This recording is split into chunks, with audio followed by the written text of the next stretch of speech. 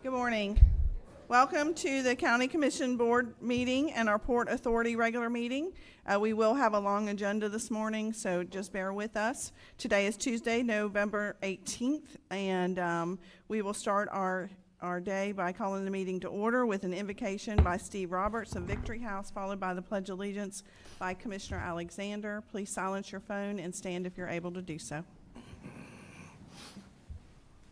Thank you, ladies and gentlemen, for having us. Let's bow our heads. Heavenly Father, Lord, we just thank you. This is a month where in just a few days we'll set aside a day in this country to say thank you. So let us be the first to do that. Let us live grateful. Lord, oftentimes the difference between being spoiled and being blessed is just being thankful. We thank you for this country. We thank you for this county. I thank you for these leaders, these ladies and these men that take their time and their energies to do the best they can for this county. Lord, let the words of our mouth and be acceptable to you. Help our spirits and our attitudes do things that would bring honor to you. And Lord, favor for this county. Blessings for our residents. We thank you so much. In your holy name, amen. Amen. Thank you. Please join me in the Pledge of Allegiance. I pledge allegiance to the flag of the United States of America and to the republic for which it stands, one nation, under God, indivisible, with liberty and justice for all. Thank you. You may be seated. At this time, we're going to do something a little bit different than we normally do. Once a year, we have an election of chair and vice chair, so we'll ask Administrator Terry Suggs to come and serve as moderator.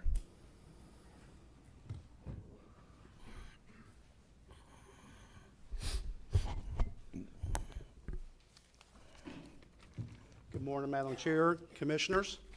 Good morning.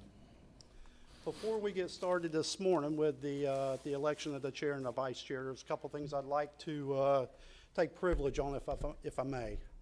The first thing I'd like to take privilege on is yesterday. What a beautiful event we had yesterday with the Animal Services Facility, not only having its grand opening, being blessed by Reverend Carl Flagg. What a beautiful way to start that out there. And I'll be remiss this morning if I didn't thank our project management consulting team of Deputy Administrator Grimes and Young. So those folks it's a collaborative effort, as you know, but those two took a monumental task, really one that I didn't think we were going to be able to pull off, and done just a phenomenal job out there. That facility looked so good yesterday. Our staff is going to be so excited. Our new director is going to be excited. And I think you five are going to be very excited for what comes from out there. So thank you again for that opportunity yesterday. Now, if I could this morning, Madam Chair, this is for you. Okay? We do this once a year. And I get to stand here and I get to talk about the things that we've done for a year. But this one's a little different. And so I actually wrote notes this time. I usually don't do that, but there's a lot that I needed to say this morning. So if you would just indulge me. Chairwoman Wilkinson, on behalf of your staff and the residents of Putnam County, I want to express my sincere appreciation for your leadership, your guidance, and your steady hand throughout this term as chair. Your commitment to serving our citizens has been evident in every decision you've made. Always thoughtful, always informed, always rooted in what is best for our county. You have led this board through complex issues with grace, with diligence, and an unwavering focus on improving the quality of life for our community. Under your leadership, we have achieved several major accomplishments that will benefit Putnam County for years to come. This includes the advancement of our new animal services facilities, the successful purchase of property to expand our wastewater treatment capacity facility and support economic development, the rollback rate of the millage to provide a much-needed tax break, and meaningful strides in employee retention that will strengthen our workforce and organizational culture for years to come. Most importantly, you have provided steady, confident leadership during a period of transition, guiding a board that included 3 newly elected commissioners and helping to ensure unity, continuity, and a shared purpose. Your ability to listen, to bring people together, and to keep our discussions grounded in respect and purpose has elevated the work of this board. You have set the tone of professionalism and collaboration that has helped us make meaningful progress on critical priorities, from infrastructure to public safety to economic development and long-term planning. Personally, I want to thank you for your support, your trust, and your partnership. It has truly been a privilege to work alongside you this year. While your time as chair may be concluding, your impact will continue to shape Putnam County for years to come. Thank you, Chair Wilkinson, for your service, your integrity, and your unwavering commitment to the people and employees of Putnam County. Thank you, ma'am.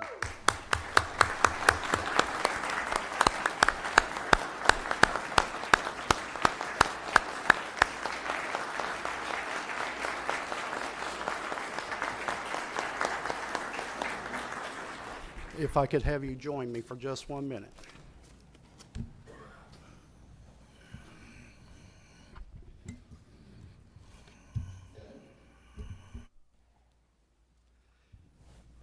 Chair Wilkinson, on your year of leadership and appreciation and effective, dedicated leadership as chair of 2024-25 Board of County Commissioners, thank you. Thank you, Terry. Absolutely.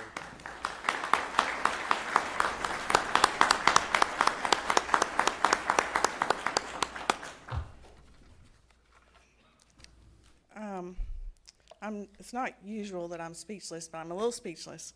I don't know if y'all remember, but they gave me a bat. I have a bat. And the bat was given to us at the last Board of County Commissioner meeting by the Veteran Services, and it says, Putnam County BOCC, thank you for your support from Veteran Services. So they took a trip, as you guys remember, to Louisville, Kentucky, and since they couldn't bring us back a barrel of bourbon, they brought us back a bat. But I have signed it as chair, as outgoing chair, and we will pass this along as a torch and as a bat. And the bat will be so that as we work on our projects, I've been thinking about how we could work that in, as we work on our projects and our priorities, that we can always swing high and hit them out of the park. So that's the idea of the bat. Well said, well said. I just have a few words I wanted to say. We've had a very successful year, but it's been a teamwork. This board, our administrative team, our staff, I consider us Team Putnam.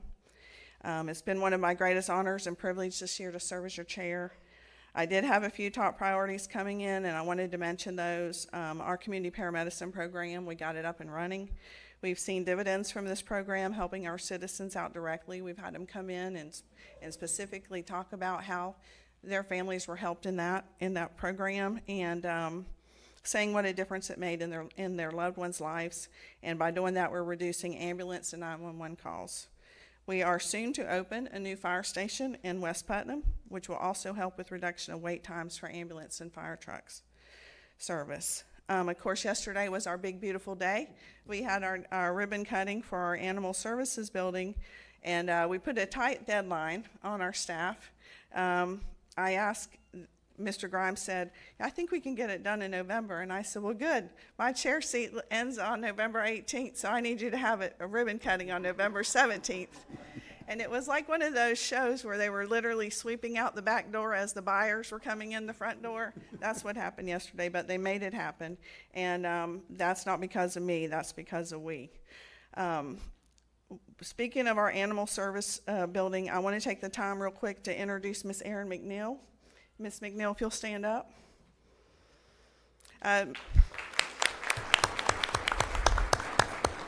Erin is our new Executive Director of Community Services.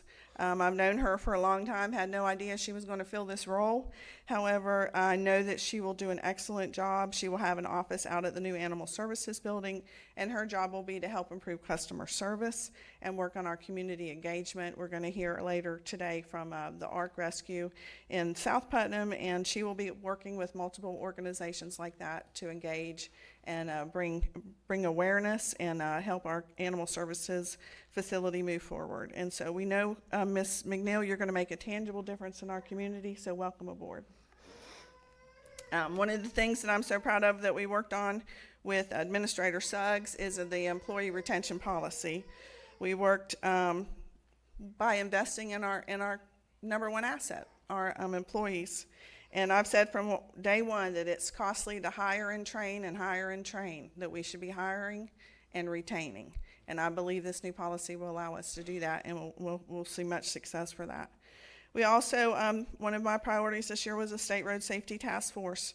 We started that. It was the first of its kind. It happened under not good conditions, but at the end, I do believe we made a difference with that program and with that board, and we'll continue to move that forward. We certainly brought attention and awareness to the roads that we have here in Putnam County on the state level. We had state police show up. We've had our local police show up and continue to do more traffic enforcements, and that can really make a difference in reducing our vehicle accidents, and we will continue to push on that as we go forward to the new year. As Mr. Suggs mentioned, we were able to do the rollback rate, which I think we've not done before, and that's a big cost savings to the citizens. We also created a capital improvement plan, so I want to thank Deputy Administrator Young for that. I think that's the first time in a long time that we put our money where our mouths are, and we don't just talk about the future, but we actually truly planned and funded the future. We approved the sex offender ordinance. Our job as legislators, we are supposed to make rules like that happen that's going to make a difference in this community. And that ordinance is being emulated throughout Florida by other counties and municipalities, and we're leading that change throughout the state of Florida. So I'm proud of that. 2 upcoming events that we have. One will be at the SMA facility. We'll have a 15-bed program coming on there for the jail population. And when they need services, they'll be able to go there. And we also have the Insight building, which is out in front of the sheriff's office. We're making renovations. We'll have a ribbon cutting on that soon. So lots of good things that are moving forward in Putnam County. Additionally, we made improvements to our parks. We invested in turf, fencing, bathrooms, additional pickleball courts. We added floating docks to several boat ramps, Bostwick, East Palatka, Drayton Island, Veterans Park, and other locations. So we have had a very busy year, guys, and it wasn't because of me, it was because of we. We're also moving Putnam Port forward, which will be one of the only inland ports in the state of Florida once it's completed. We're making improvements to our fair buildings. We're continuing infrastructure improvements for water, wastewater, and the future of Putnam County. In closing, I want to say Henry Ford said, "Coming together is a beginning, keeping together is progress, but working together is success." While we have disagreed, which is what we should do sometimes, we all have different thought processes, and we bring it to the board. We've always worked together, and at the end of the day, we can always shake each other's hands. And I'm really proud of that. And as I've said, this board has been a board of change. We're not a traditional board. We've been making our own way in our own statements, and that's what we need, and we will move forward, and we will forever be Team Putnam. And so thank you for this honor and privilege to serve with you this year. Thank you.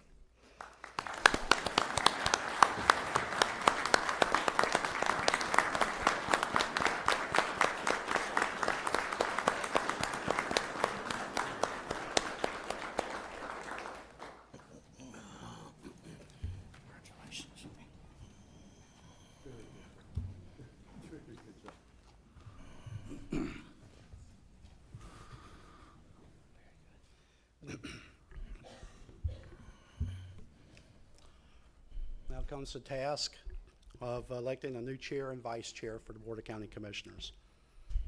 As the moderator, I will open the floor for nominations. Nominations do not need to be seconded. If only one name is placed in nomination, the moderator, I, will ask for a motion to close the nominations and elect the nominee by acclamation. A second to the motion, and a vote will follow. If more than one name is placed in nomination, the moderator will ask for a motion to close nominations. A second to the motion, and a vote will follow. I will then ask for a show of hands in support of the nominees in the order for which they were nominated. The moderator will then acknowledge the newly elected chair, and we'll do the same process for the election of the vice chair. So, Madam Chair, at this time I will open the floor for nominations for chair of the Board of County Commissioners. Mr. Suggs, Yes. I coached baseball for many, many years, and one of the things that always made my team strongest was continuity and having someone that was good at their position there. And I would humbly ask Madam Chair to remain and nominate her for one additional term. Is there any further conversations? And also, would Madam Chair accept the nomination? Or is there any other names? Yeah, yes. Is there any other names at this time? Then hearing none, I will ask for a motion to close nominations. Motion to close. I will then go ahead and ask for a show of hands or a vote on Chair Wilkinson remain as Chair Wilkinson. Let the vote reflect unanimously. At this time.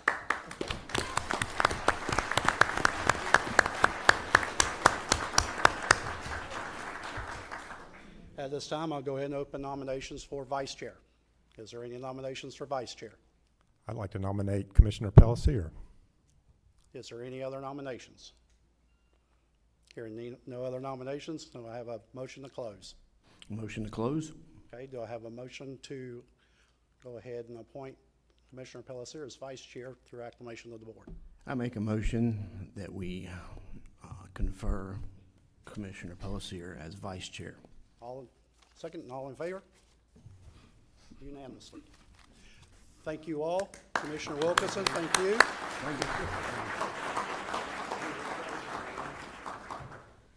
With That that, we'll take a concludes- quick break. There you go. Want to vote now?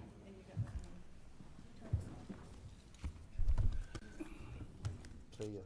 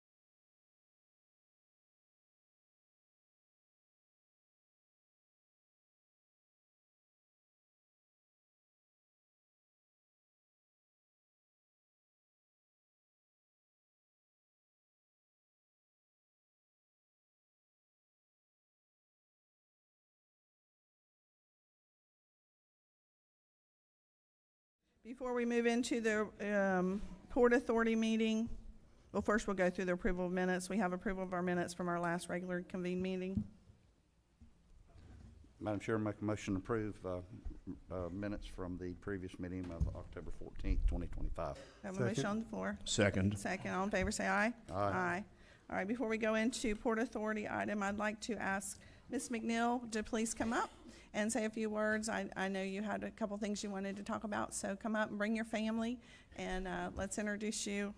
I probably jumped out of the gun a little bit by introducing you, but welcome. Good morning. Good morning. Morning. I did write something. Can I read it? Is that okay? Absolutely. Good morning, everybody. Good morning. Morning. I'm just going to pretend like all these people are not behind me. Okay, that's what we do. Everybody kept asking me if I was nervous, and I was not till I showed up. So, good morning, commissioners, and what feels like all of Putnam County. It is truly an honor to step into the role of Executive Director of Community Services for Putnam County. As a lifelong resident of this county, this community means so much to me. My daughter is growing up here, and my husband serves our community as a sergeant with the Palatka Police Department. My bonus daughter is already giving back by working at a local school, and seeing her serve our community makes me incredibly proud. Putnam County is home in every sense of the word, and I am grateful for the chance to give back in such a meaningful way. Sorry, my voice is shaking. During yesterday's shelter opening, seeing community members arrive with armfuls of donated dog and cat food was a touching reminder of the kindness, compassion, and generosity that define the people we serve. In this role, I look forward to working collaboratively with the commission, county staff, our partners, and the residents who make this place so special. I'm committed to continuous improvement, creative problem solving, and ensuring that the services we provide reflect the needs and values of our community. Thank you for placing your trust in me. I'm excited, humbled, and ready to get to work. Also, thank you to all of my family and friends that came today to support me in this new journey. Thank you, guys. Very good. Welcome. You're welcome to come up and have a picture with your family. Yes. Come on, Mom.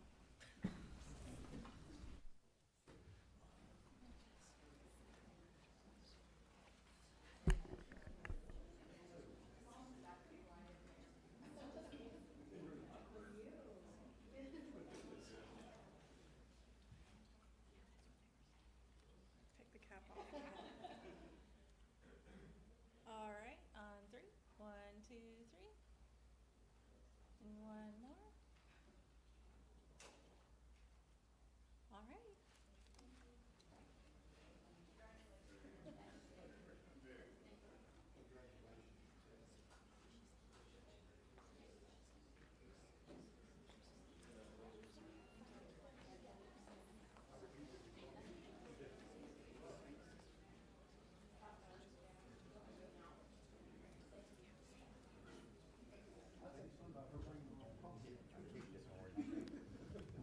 What did we do?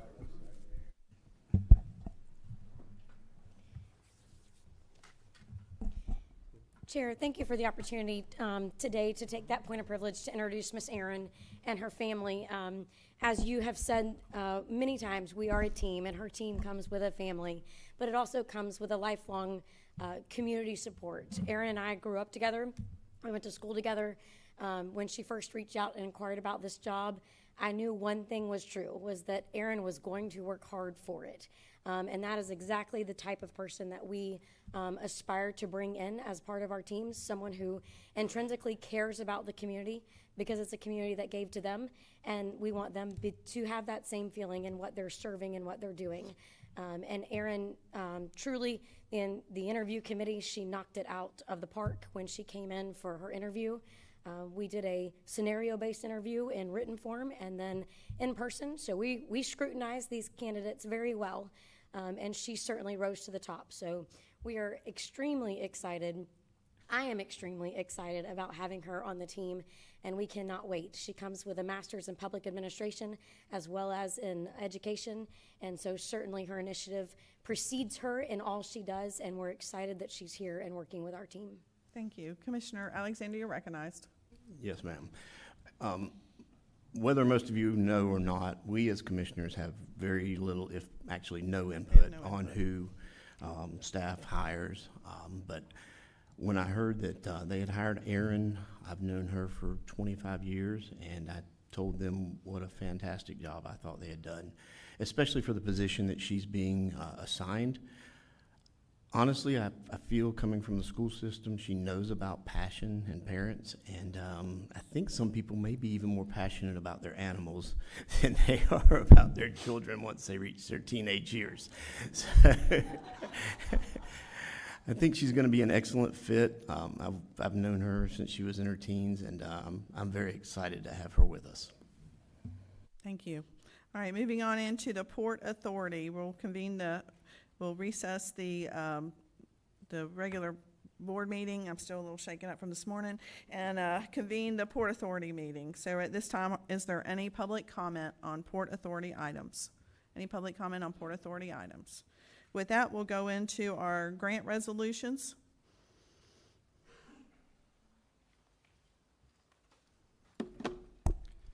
Good morning, Commissioners. Sam Sullivan for Port Putnam. Before you, there's a couple of resolutions for grants. The first one is for bulkhead and docking area for $800,000. If you recall, at the previous meeting, we approved the grant. After the grant was approved, signed, and sent to FDOT, FDOT requested that we provide a resolution to go with it. So that's why we're here this morning. So we are asking that you approve this resolution written with the blessing of FDOT and their legal team so that we can complete the grant agreement with FDOT for this project. Is that the same thing for item C? Yes, ma'am. All right, if we can get a motion. So moved that we approve grant resolution 2025-104. All right, second? Second. All right, we have a motion and a second. Any discussion? All in favor say aye. Aye. Aye. Motion carries. Next one, you want to says, Sure. I move that we approve grant resolution for the infrastructure improvement to the tune of $1.2 million, resolution 2025-105. Second. we have a motion and a second. Any discussion? All in favor say aye. Aye. All right, thank you. Thank you. Mr. Alex Sharp and the Sunrise Rotary Club, we have a little discussion regarding the pavilion at John Theobald Park for the Liberty Tree area. So thank you for coming up. Thank you, Mr. Doug Thompson and Joel Dancer, for being here. Congratulations, Thank you. Chairperson Wilkinson. Alex Sharp, on behalf of Palatka Sunrise Rotary, we have Doug Thompson, our president, and we have Joel. Joel, what's your last name? Dancer. Ah, that's right, Joel Dancer. I knew that. We're here representing also the sons of the American Revolution, the daughters of the American Revolution. And I don't know if, I'm sure you all remember, about 6 months ago, you graciously granted us a portion of Triangle Park, the John Theobald Sports Complex, to do a Veterans and Liberty Tree area behind the welcome sign. And we've been diligent at that, and we have happened to come across some grant money, and we would like the commissioner's permission to install some coverage, and I'm going to start on this end, and you guys can pass it. To install some coverage. For people to stay out of the sun, because it's hot out there, and our tree hasn't quite reached its full potential to give us any shade yet. And I would also be remiss if I didn't thank not only the commission here for granting this, but the city of Palatka has also graciously donated bricks, the old city road bricks, as a foundation for the pavilion, that the pavilions and the patio that's out there now around the tree. And this is a project that we really feel strongly about. And we have secured the funds, correct, Yes. Mr. President? Yes, we have. And we would like to go forward with it with your permission. We envision the two covers. Our architect went a little crazy on the design. They are a little bit more simplistic, going to use marine grade beams, metal roofing. For staff, it should be a minimal upkeep. We shouldn't have to touch it for about 20 years unless a storm comes through. And it will match the existing covers that are already there for your softball fields. And we're here to answer any questions that you have as well. All right, are there any questions by the commissioners or concerns? Madam Chair. Yes. Mr. Sharp, I saw on social media where you were looking for an arborist. Were you having problems with your tree? Is it taking root? Give me an update on our tree. Well, the tree's living, and that's always a good thing. We did lose our leaves. That's, I guess, when I'm not much of a arborist myself, and I guess we planted the tree just a tad bit too deep. So we've exposed the roots back again. The heat that we had remember, it's been 6 months. We planted that tree within a month of you guys giving us permission. And that heat, I was explained, kind of made the tree think spring, winter, and it kind of shed all of its leaves. But we do have new growth going as well. Great. And it is an American elm, which is what the original a Liberty tree was in Boston. Wonderful. Yes, and it's native to Florida. But it is the only tree out there, so we need a little bit more coverage. All right, is there any other discussion? Are there any concerns from staff? I'm sorry. Yeah. I'm sorry. Commissioner Newbold, you're recognized. No worries. I just wanted to touch base with Parks and Rec first to make sure there wasn't any previous long-term plan that took, encompassed that space.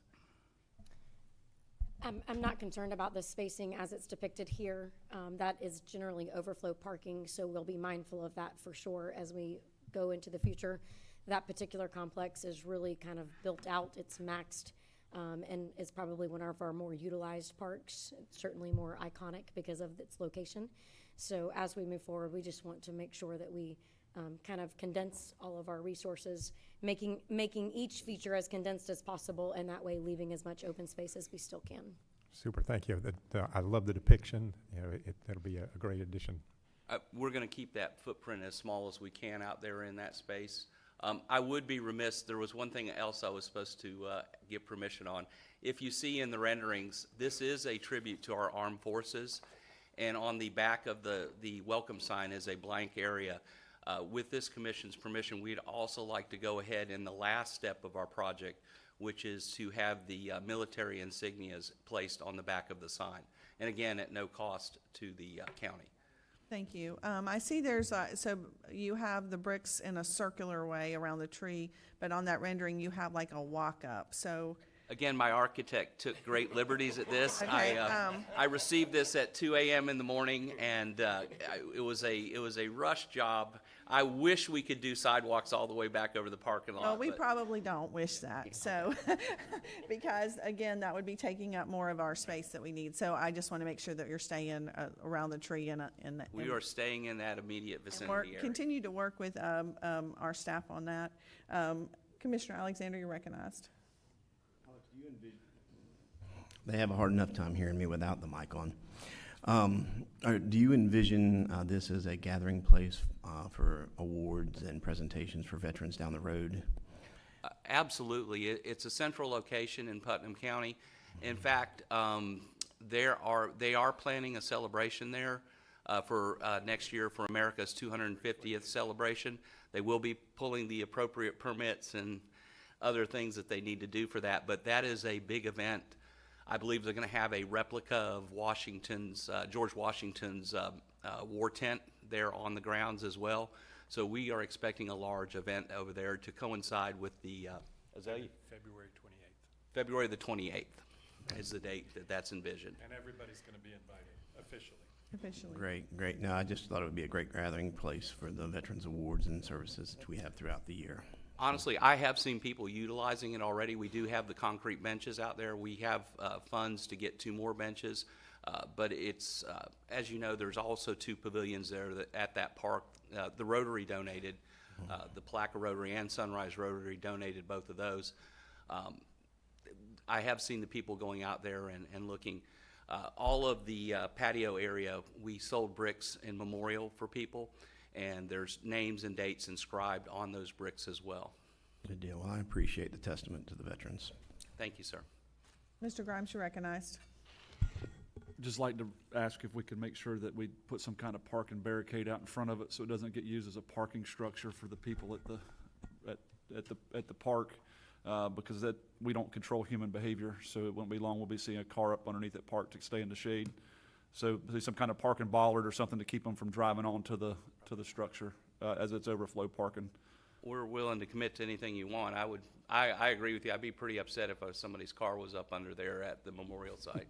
Yes, sir. That's not what it's intended for. So. 100%. So it's something we can do to protect. I mean, especially since we just had what we had happen here. Somebody, especially as people are sitting underneath the pavilion, it's in the wide open. Somebody's foot slips. It might be easier just to have some kind of parking protection. I mean, eventually down the road, it wouldn't be unconceivable to maybe have tables under there, picnic tables or something similar to what is already under the Rotary pavilions that are there now. All right. With that, is there a motion? Madam Chair, I move approval of all the items Mr. Sharp and his group have presented to us today. I'll second. Now we have All right, any other further discussion? All in favor say aye. Aye. Aye, thank you. Thank you to the Sunrise Rotary. And we thank you as well. Thank you Thank very you. much. All right, is there any general discussion from the board on Port Authority items? All right, hearing none, we will move into our regular Board of County Commission meetings. Presentation, National Hope Month. We've asked, with Miss Melanie, if you'll come forward, we've asked Commissioner Harvey to read the proclamation. Thank you, Madam Chair. Thank you, fellow board members. Proclamation number 2025-103, National Hope Month. Whereas approximately 4.2 million people ages 13 to 25 experience some sort of homelessness in the United States each year. And whereas while living on the streets or in their car, staying in shelters or couch surfing, youth may struggle to afford food, care for their mental and physical health, attend and complete school, and avoid dangerous and violent situations. Whereas the common reason youth may run away or experience homelessness include family conflicts, being asked to leave home, verbal, emotional, and or physical abuse, neglect, and financial problems at home. And whereas youth who experience homelessness are more likely to experience homelessness in adulthood. And whereas the National Runaway Safe Line and the CDS Family and Behavioral Health Services are working to raise awareness and educate local communities about youth homelessness and the importance of prevention during youth homelessness, outreach, prevention, and education, HOPE Month and always.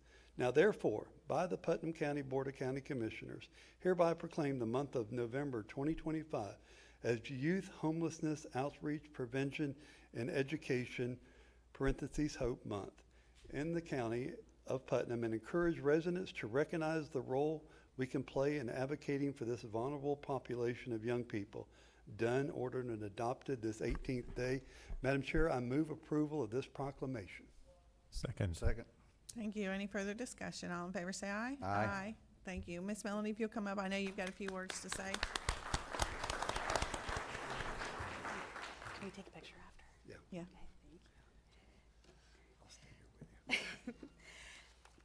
As already stated, each year, an estimated 4.2 million children between the ages of 13 and 25 experience homelessness in the United States.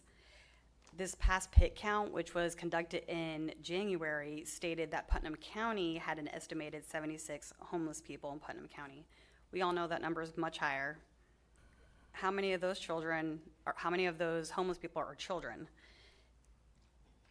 Are they too scared to ask for help and that's why they're hiding?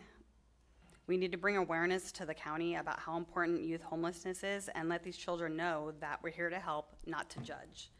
I invite the county to show their support by wearing green or lighting up your business with green lights. Thank you. Thank you. Thank you. We appreciate that. What program do you have? Do you have a place for homeless children to go? Yes, our actual shelter, the interface program, we do have funds specifically set aside just for homelessness and runaways. We do not judge. Kids can go to any safe place sign that they see. I don't know if everyone knows what safe place is. I'm more than happy to discuss it further after this, but they can go to any safe place site and they'll call us, the shelter, and myself or my supervisor or regional director can go and pick up the child and bring them back to the shelter. There's no reason why we should have any homeless children in Putnam County because there is a place for them to go. And I knew that, but I wanted you to share that, so thank you. Thank you. Come on up and we'll get a picture. Thank you for everything your organization is doing.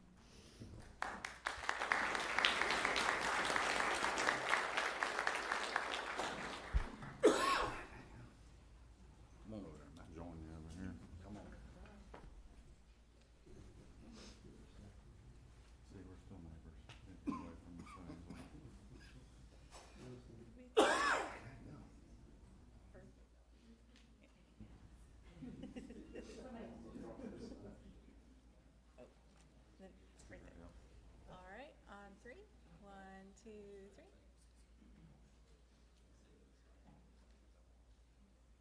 And again.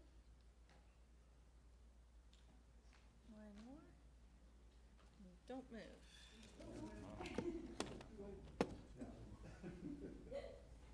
All right, 1, 2, 3.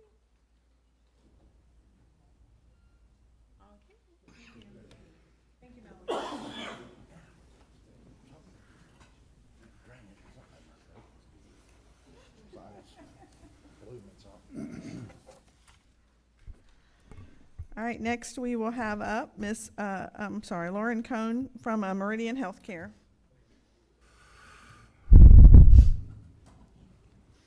Regarding our homelessness outreach program.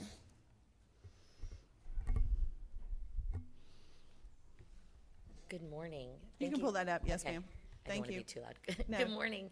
I'm Lauren Cohn with Meridian Healthcare. I want to thank you for having us back today and follow up to the annual report presentation to talk a little bit more in depth about the homelessness outreach services that we offer specifically here in Putnam County. Good. It's an honor to be here, especially after such an important and wonderful proclamation. So thank you for that timing. And I've brought with me today our subject matter experts to speak specifically about these services. So I've brought Alan Paulin with me. He's the Senior Vice President of Clinical and Community Services, and Lindsay Smith, who is the manager of the program we offer here, the treatment for individuals experiencing homelessness. So they're going to tell you a little bit more about those services, and then we'll all be happy to answer any questions. Very good. Thank you for following up. This was very important to our community. Again, thank you for having us. My name is Alan Paulin, and I oversee our clinical and community services. And we have a grant. We call it the TIA grant, which stands for Treatment for Individuals Experiencing Homelessness. This grant is a federal grant, and it's funded through the Substance Abuse, Mental Health, and Services Administration through the federal government. And the purpose of the grant is to expand access to mental health and substance use disorder care, and also promote recovery and housing connections for individuals experiencing homelessness or at risk of experiencing homelessness. It is a 5-year grant. It's $500,000 per year, and we're just now approaching our 3rd year. We're finishing up our 2nd year, and we've been working it's serving Alachua and Putnam counties. We also have partnered with Grace Marketplace. They do a lot of, certainly in Alachua County, they do a lot of homeless empowerment and services and outreach, but they also do work in the external counties, and they come to Putnam County once a week to conduct outreach, and that helps generate screening and engagement with our team for referrals and then eventual enrollment into the program to help them move along with services. The TIA team consists of an interdisciplinary team, and we have 2 therapists. Lindsay is a therapist, and she also has another therapist. We have care coordinators for assessing what the service needs, array of service needs are needed, so we can link them to community resources, and everyone work together to access and tap into and help the clients reach those services to benefit from them that are existing in the community. We also have a peer specialist, someone who has lived support and has been in recovery for at least 2 years to help engage and support that person through the process. And then we have a person dedicated specifically to outreach duties, and that makes up the team, as well as working with the Grace Marketplace when they come out here, and we work with the resources here in Palatka and Putnam County. So does Grace Marketplace accept people from Putnam County? They will accept people coming over there. They do really try to keep it central because that's where their funding is, but certainly they try to engage with them and access mostly for services in the area that they're working in, though we actually mentioned one of the stories where we did access someone in a family, a mom and her 4 children here in Crescent City, and we worked together, and they were pivotal in getting them into a shelter while we're working on getting them permanent placement. And then as far as specifically here in Putnam County, we've been working closely. Lindsay can talk a little bit about or answer any questions, really. We've been working closely with the Putnam County Caring Coalition, with the Overnight Safe Shelter. We know there's a slight pause on that for now, but we've been working with them on their, but we go and work on their day drop-in services that they have during the day. And of course, participating in the Behavioral Health Consortium that we have here each month. That's now being held at the Goodwill Career Center. Palatka Housing Authority, St. John's Recovery Place. So basically, services that you have existing, Lindsay builds those relationships, and we all work together in the county. Have you any questions about services or anything in detail you would like to know about our actions in? I do know that you guys do intake, that you send somebody over from Grapes Marketplace, and that they do have intake services from being down at Bread of Life. I've seen them walk around, speak to the people, and actually, help them, because I know part of the issue is they got to get in the system to be able to receive the services. But what Putnam really needs is something something tangible for the future. Do you have any plans or see anything in the future? I know you mentioned working with Putnam Caring Coalition, but I know that their model has changed, and I haven't really heard from them in a while. So I don't really know what's happening with our homeless population, other than how do we get them services, which is why I wanted to get a presentation today, because it's very important that we, it was 76, but there's actually, like Melanie mentioned, there's more than that. Certainly, yes. We know that there's going to be a continuing challenge, and I know that Lauren was working on looking at something broader with the legislature. Okay. To bring in something, and I just, during Advocacy Week. Okay. On that parts of it, because certainly we all recognize that is a need for that piece of it.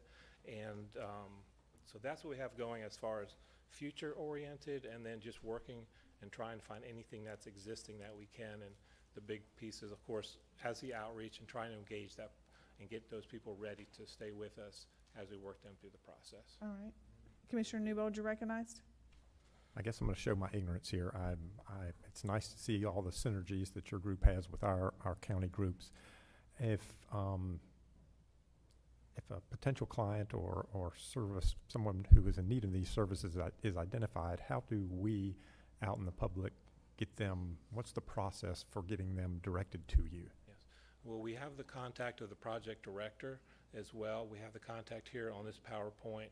Lindsay has cards here. We can certainly give those out and leave those here for you guys. And Lindsay and her team are out here very frequently. We always have our 1-800 number, our Meridian call center, and that's a way to, someone can always go to call directly. They can get on our website, and they can actually access an intake for an assessment at any time virtually if they have a phone, as well as any other connection.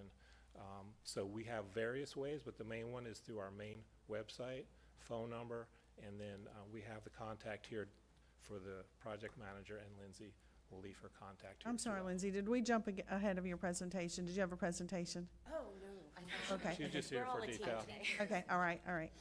Okay. Well, thank you. Good. I'd like to get Lindsay's information, and I can at least we have the disseminate it PowerPoint down at also. District 1. Is Thank you. this- And I'm sorry. I don't know if it is. I don't, there we go. Sorry, we're late to realizing that the PowerPoint was there. That was Oh, but there's the contact information as well for the project director. And then our website where referrals can be made through our website, or individuals in need can access a clinician directly immediately to start that intake process. Okay. Commissioner Harvey, you recognized. Thank you, Madam Chair. It kind of came through the board when you came here last time, and I followed up with you. I guess my question to you is, what can we do as a board to partner with you to get homelessness moving in the right direction in Putnam County? As we all know, 76 people or whatever, even if you have 150, you're still not touching. And in West Putnam, we have homelessness a lot. We have people who are squatting on lots. They're being run off from this lot and they go to another lot. But we have the most platted, undeveloped lots in the state of Florida in West Putnam. So my question to you is, tell me what's the golden ticket here that we can move people from homelessness to home? And that's what I'm asking. Well, of course, there's many factors in addressing that, and we know it's a complex issue because it's even not as simple as like, hey, let's just build 500 units, because once those fill up, that doesn't solve the problem, because then there's going to be other people that are still in need. So certainly access to affordable housing, and we know that's a big challenge, especially when you have growth, you have the private sector, but really staying connected. I know the Behavioral Health Consortium that we have each month on that meeting and sharing those resources, looking forward to what we can do, utilizing some models that we know that have worked in other areas. If there's potential funding out there, we have grant writers on our team that are constantly looking for issues, and certainly where there's challenged counties where we have that, that's one way to pull down funding, not only to support interdisciplinary teams here, because a lot of the times people may be choosing that, and often not, but sometimes that is where they want to be. So us engaging with them on the ground level is critical, and on what the TIA and what we're doing here that I've spoken to, but it really is a complex issue, but definitely communication, working together, looking at models that have worked in other areas, and securing that funding. And a follow-up to you, Madam Chair, if you don't mind. Sometimes we're lumped. Putnam County is lumped with a bigger county to help them get funding, and not a whole lot of money comes back to Putnam County. We see that often.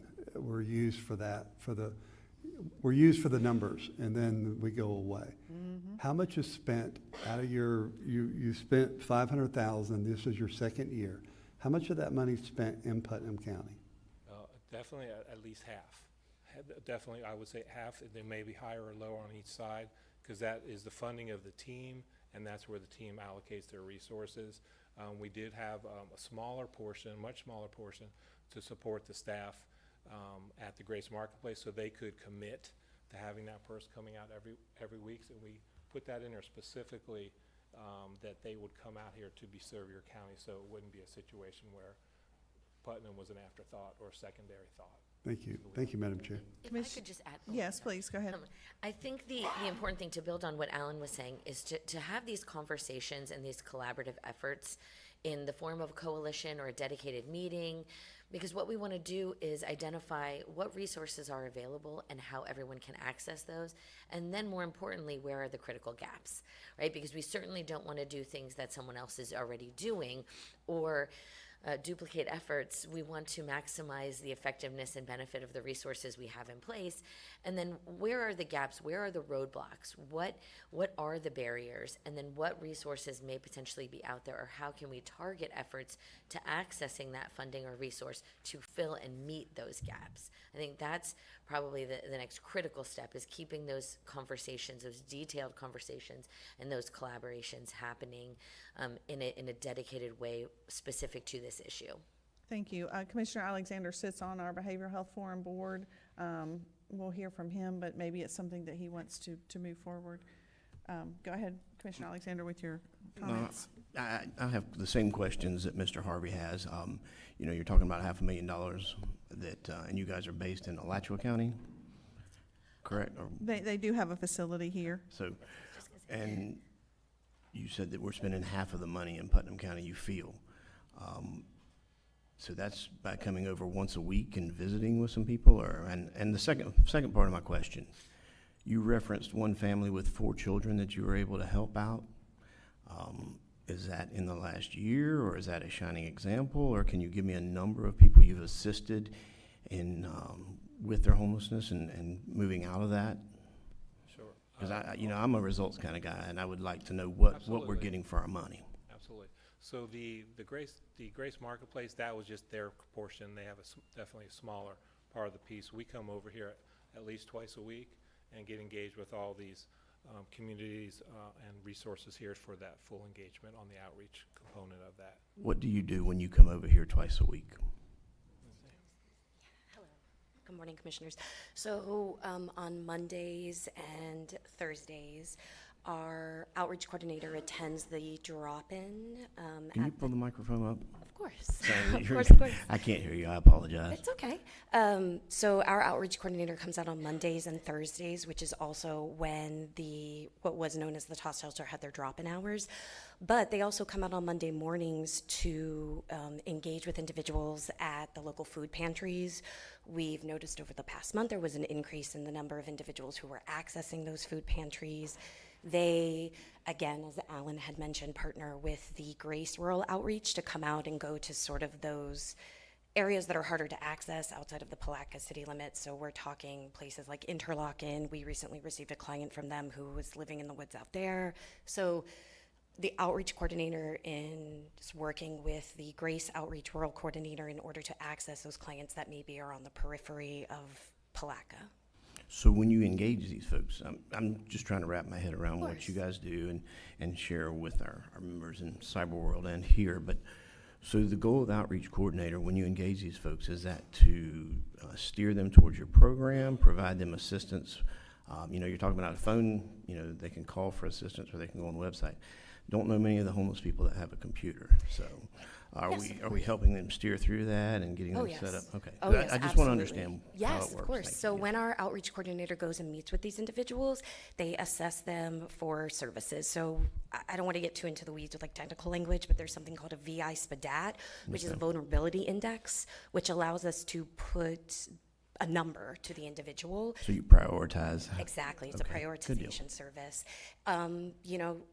They just go and talk to the clients. They explain to them what our program is, what our program offers, what it is that we can help them with. So really the outreach coordinator is really engaging in that initial outreach with the individual. And then from there, they complete the intake paperwork. And then, we go through our process that we have to follow based on the grant guidelines. Thank you very much. Some people, people speak in so many generalities here. I want people to understand how the program works from beginning to end, so they'll have an opportunity to engage in this program and know what you guys are doing and see the benefit of it. Of course, yeah. Thank you. Thank you for your presentation. It seems like we do need to circle back around and have some kind of community-wide meeting, I believe. So thank you. We would love to continue to be a part of these discussions Okay. and continue to identify resources and additional supports we can bring to Putnam Yeah, I County. think you're right. That's what we need to do. Thank you. Thank you so much for having us. Thank you. Next, we have Miss Jenny Oakwood from ARC Animal Rescue regarding the spay and neuter trailer, and she has a presentation.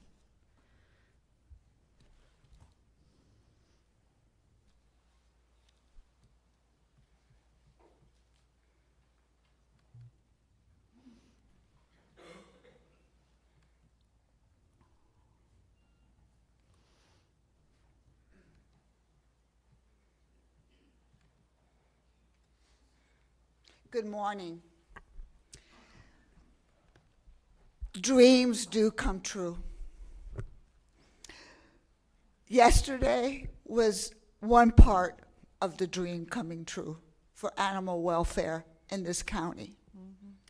And today, I am so proud to share with you all and our citizens what we have accomplished with low-cost wellness pet care in this county.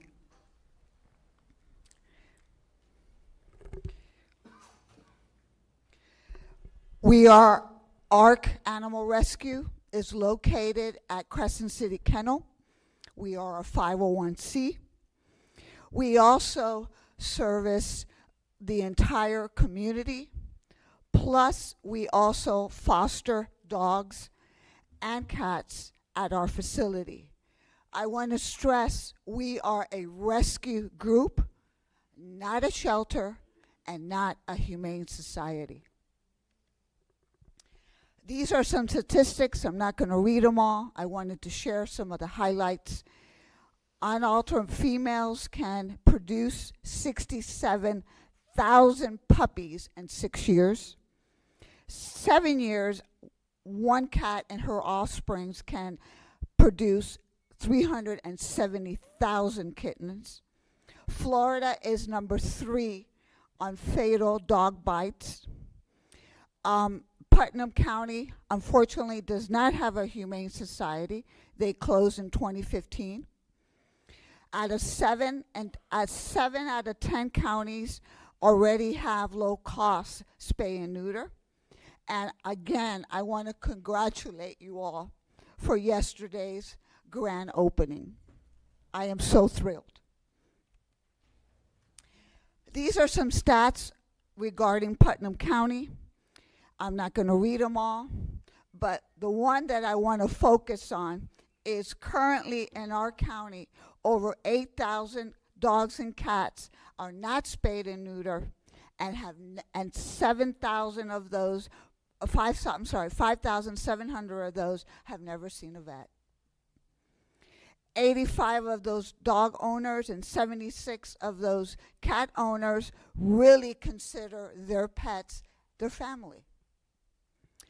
And increasing number of counties as well as commissioners in Florida have supported and funded spay and neuter, as well as in Marion County, Jackson County, and City of Jacksonville, for example.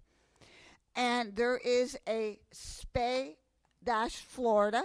We are going to be added on that represents throughout the state all the low-cost veterinary care services.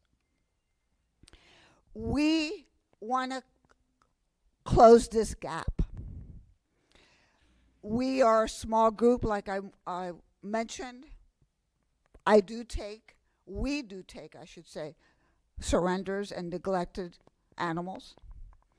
We provide adoptions for those. Unfortunately, SAFE closed a couple months ago or a month ago. We need to increase the awareness of spaying and neutering, and as well as vaccines.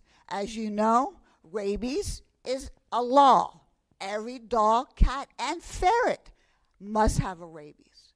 And what about parvo? I have seen that where puppies have died in front of me because of parvo, because they couldn't afford those initial vaccinations.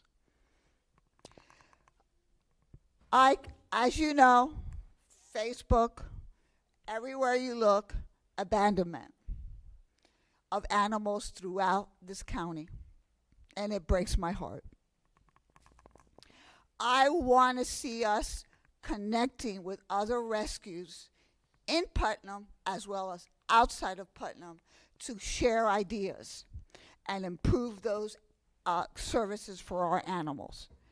We also distribute pet food as well as microchipping, which is so important.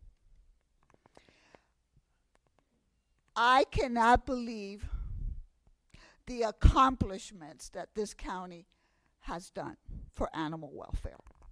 We started low-cost vaccine clinics in January of 2023. I purchased all the equipment from Pearson's Veterinarian that closed. Then we went to twice a month. Now we're up to 4 or 5 times a month, providing low-cost vaccines. Where can you get a rabies for $18? Phase 1 of low-cost neuter and spay, we provided since 2022 vouchers to help this community spay and neuter their animals, cats and dogs. And in June, after 2 years of meetings, 42 meetings, 18 months, 6 months of creating this gorgeous mobile clinic. I don't want to say trailer because it's a mobile clinic. Emerged and was presented here in your meeting in June. Our goal, I keep on saying me, it's our goal. I want to see pet wellness clinic. That's our future goal, where individuals can come, their dog has an earache, skin issues. Then we have built relationships with Operation Catnip in Gainesville for TNR, because our focus right now is dogs. Cats, we have relationships with Flagler Cats as well as Operation Catnip, and I had the privilege of going there and getting a tour from the executive director. It's amazing what they do. I am a professor, college professor, and Erin and I are going to click because we are both passionate about educating as well as community service. And I have gone to high schools on the necessity, health, patient student associations about pet wellness, spay and neuter, and also education opens doors. Our future goal for next year is Petco Love. It's a free software or platform. I had the privilege of going to Halifax. They had an in-service. One site, not of this, all these different sites, I lost my dog or I found a dog. What have we accomplished? Yes, we've had some hiccups. Remember, the mobile clinic had the major equipment. We needed a veterinarian to help us set up the suite. Just like when you buy a house, it's empty. We have to fill it up. Anesthesia, drugs, endotracheal tubes, etc., etc. In August and September, we had some hiccups. Our surgical table broke. We had to get the manufacturer, the builder of the mobile clinic, to come out and replace it. We also had some other issues that are listed there. We were fully operational on October 2025, and I know some of the commissioners have the perception that it's parked at Crescent City Kennel and it's not being used. It is. It has also increased people driving by on Highway 17. Oh, there's a spay and neuter mobile clinic in this community. I want to make sure that our citizens know that we are here to help them. Low-cost vaccine. We do cat and feline screening, heartworm tests, and microchip. Only $20, no registration fee. And of course, we are fully equipped. These are some of our accomplishments. In October, there are the dates that we have provided. And in November, as you can see, it has increased. December, look at those dates. Very good. And low-cost vaccine clinics, look at those dates. I am so proud of my staff, of my board, of this community, because without them, I wouldn't be standing here today. And I know you think maybe these numbers are low. Again, this is a mobile clinic, one surgical table. We're not a humane society that has 20 tables. 163 animals have been spayed and dogs, and 225 cats. A total of 387 animals. Look how many vaccines and tests we've done.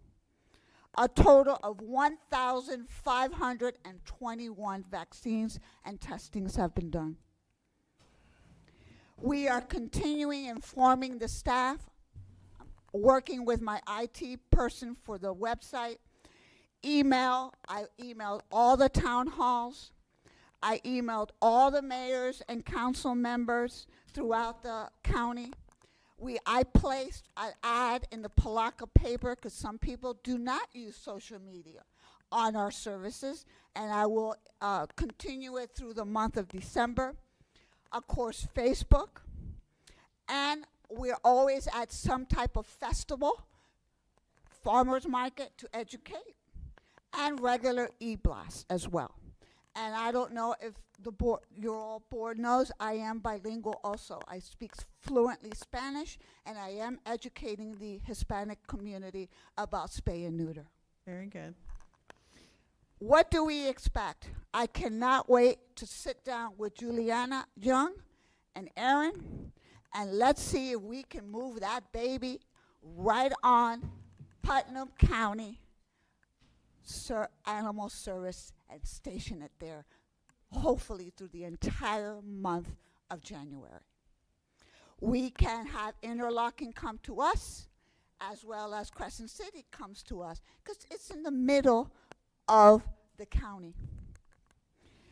I was so happy to meet, because we spoke to her many times, conference call with Dr. Shelton. I even took a picture. It's amazing how life circles around. She started in Interlochen as a vet, went to University of Florida, started there, went to Jacksonville, and now is back in our county. We will share statistics with you in January.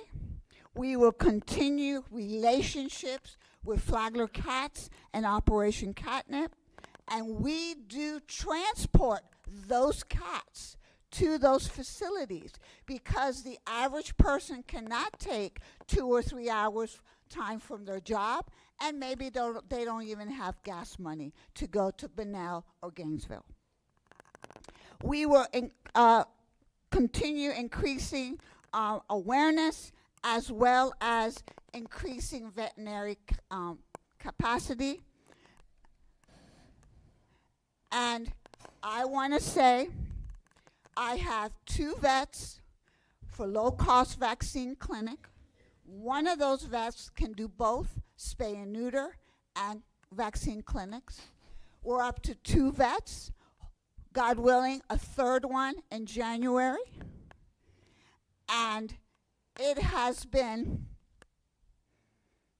an amazing journey. I cannot believe that I'm here in front of this community telling you all this wonderful news. Yes, we have a lot to do. Yes, we want to move it around the county. Yes, we need volunteers. We need donations. We need individuals to help us grow this particular service throughout the county. I am so happy that I was privileged to be on the advisory board for many, many years, and I see the need in this county. I want to end to say thank you, Putnam County, and thank you all here today for this wonderful, wonderful dream that has come true. Thank you, Miss Jenny. You're amazing.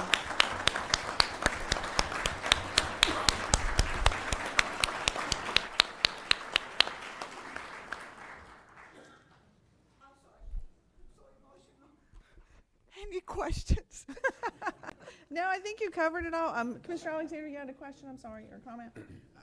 I sure do, Miss Jenny. I'm very excited because one of my first questions was going to be, what are the dates that the mobile clinic would be moving and out and about? I know you gave us the list back in your presentation. I'm finalizing the January dates as we speak.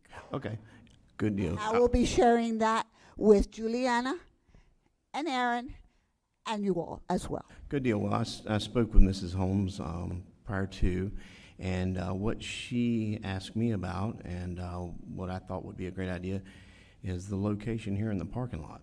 You guys are welcome to set it up here as well.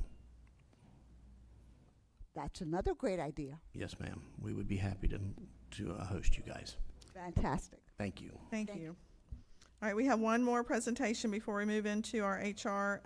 Palatka Farmers Market has a quick update.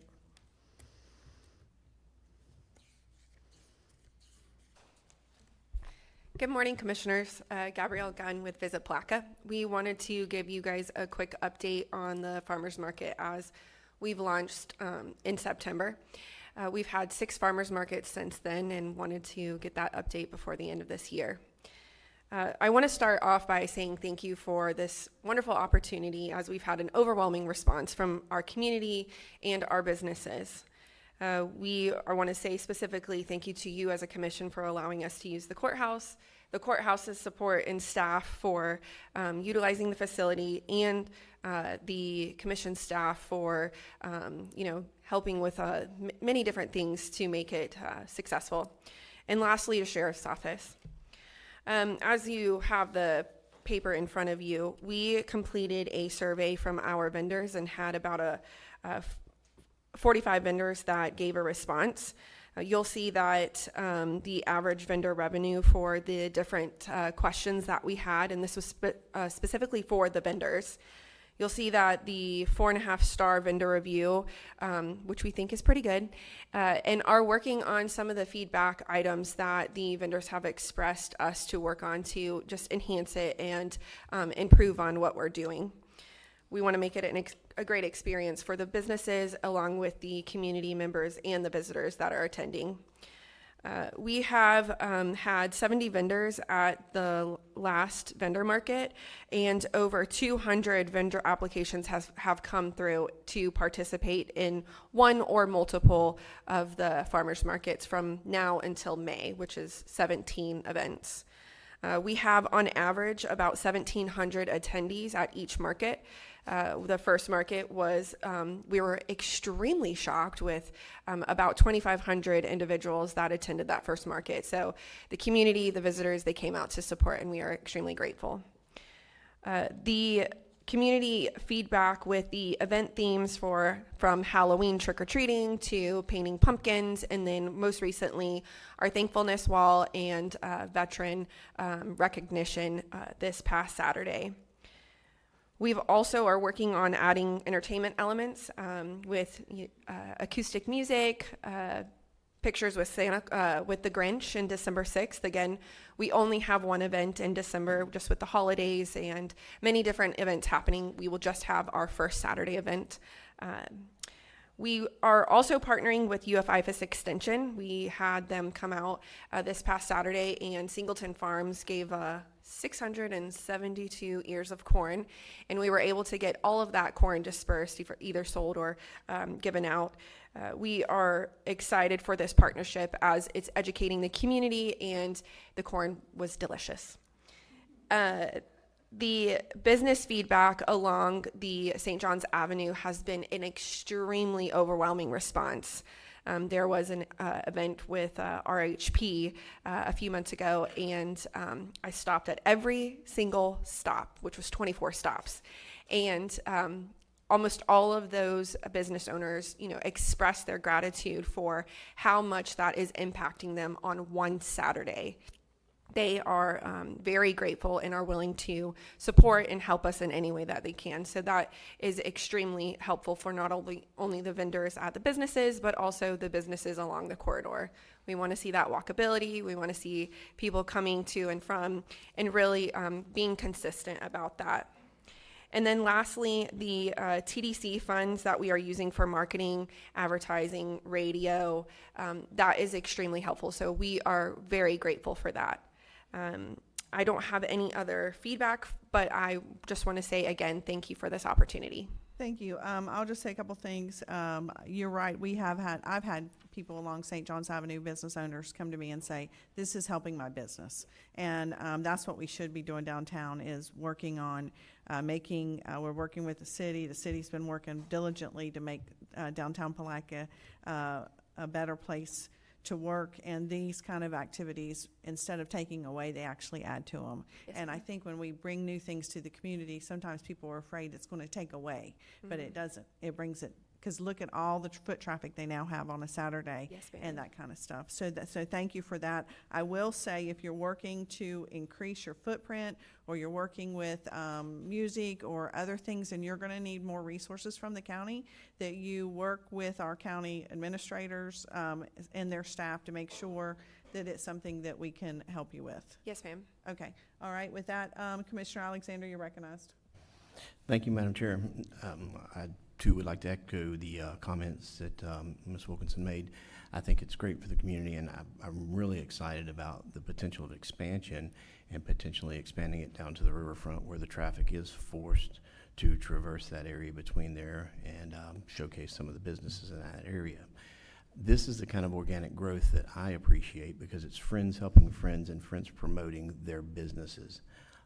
Personally, I've been down there, I believe, 3 times now. Thank you. You're welcome. Twice I went by myself. It wasn't that bad on my wallet. And Regina went with me one time, and it was a little more expensive. But thank you for what you guys are doing down there. Thank you. Commissioner Palatka, you're recognized. Just a comment. I have not been. Something always had me going one way or the other, but I have passed by there on at least 2 of the Saturdays, and I was blown away by the attendance. Thank you. Really was impressed. I had to think about what's going on at the courthouse. I didn't know what was going on. I thought Matt had opened up on Saturday or something. I didn't know. But anyhow, it's a great thing, and I think it's breathing life into downtown and just helping promote that growth that we need so valuably down there. Thank you. Sir. Mr. Suggs, you're recognized. Thank you, Madam Chair. Just a couple of quick things. I can absolutely attest to the deliciousness of the corn because I had some Saturday, and so it was very good. But also, would like to have discussion this morning with the board, as I promised Ms. Gabrielle, Mr. Sloan that I would do, is they need to start notifying their vendors about next year. And I want to make sure that our Board of County Commissioners are good with moving this project forward so they can go ahead and notify their folks and we can keep this farmer's market going in the location for which they are today. Well, you know, I have a personal goal of creating and funding a community Christmas tree on the courthouse lawn. And that is something that I'm going to be working on fundraising. So everybody in the audience, look out. There will be fundraising events coming up. And I would love to see a giant Christmas tree in the middle of the courthouse lawn to bring something positive to the community. And we'll raise the money to do that. But you'll have to work around us, is what I'm telling you. Yes, ma'am. Or because I would like to see it in coordination with the beautiful parade and the wonderful parade that Mr. Deputy puts on, and that we just have this big ceremony and the light and it's lit up, and it's just, you know, my vision is that we have people walking up and down the streets on the nights, on the weekends, and looking at the lights during Christmas time and just having a grand old time in downtown Palatka again like we used to. I know they're working on making their storefronts prettier, and they're decorating those. So downtown Palatka has a lot, and we're going to be doing a lot. Yes, So ma'am. you'll have to work with us on that Christmas tree. And we would love to collaborate on that with you. Kaylee Westbury is also on my team. She's our marketing and advertising coordinator, and she's a local. We are super excited about this concept and would love to collaborate because we also have some really unique ideas that we are pulling from many different other areas. So we'd love to collaborate on that with I'm just you. letting you know I get priority, okay? Yes, ma'am. No, for sure, for sure. We are very excited about it. All right. I wanted to say, let's do it this year, but I was I know, told, I couldn't no, pull it it's off. too quick. I couldn't pull it off, but thank you. Thank Yes, you very ma'am. much for your presentation. Yeah, and I'm not using the bat. Ms. Lori Parker, HR Employee of the Year. And I just want to thank everybody for their patience. I know this has been a lot of presentations, but we're going to take a break after this. Oh, I'm sorry, you had to ask. Thank you. Yes, ma'am, just so we can make sure that they have the direction of the board to go ahead and We move can forward. move it forward with the exception of from November till December, working with Commissioner on the tree. Can I make a motion that we move forward with allocating those times in the county courthouse lawn for that, with a carve-out for Madam Chair's Christmas tree? Thank you. Second. All right, all in favor say aye. Aye. All right, motion carries. Thank you. Ms. Parker. Good morning. You're recognized. Good morning. For Employee of the Year, we did have 4 wonderful employees who were awarded the Employee of the Quarter, and I'd like to announce all their names before we announce the Employee of the Year. It was Brooke Swart from IT. We had Lee Duran and Briar Tilton from Budgeting. Along with that was Justin Bridges from Public Works, and he is awarded the Employee of the Year for 2025.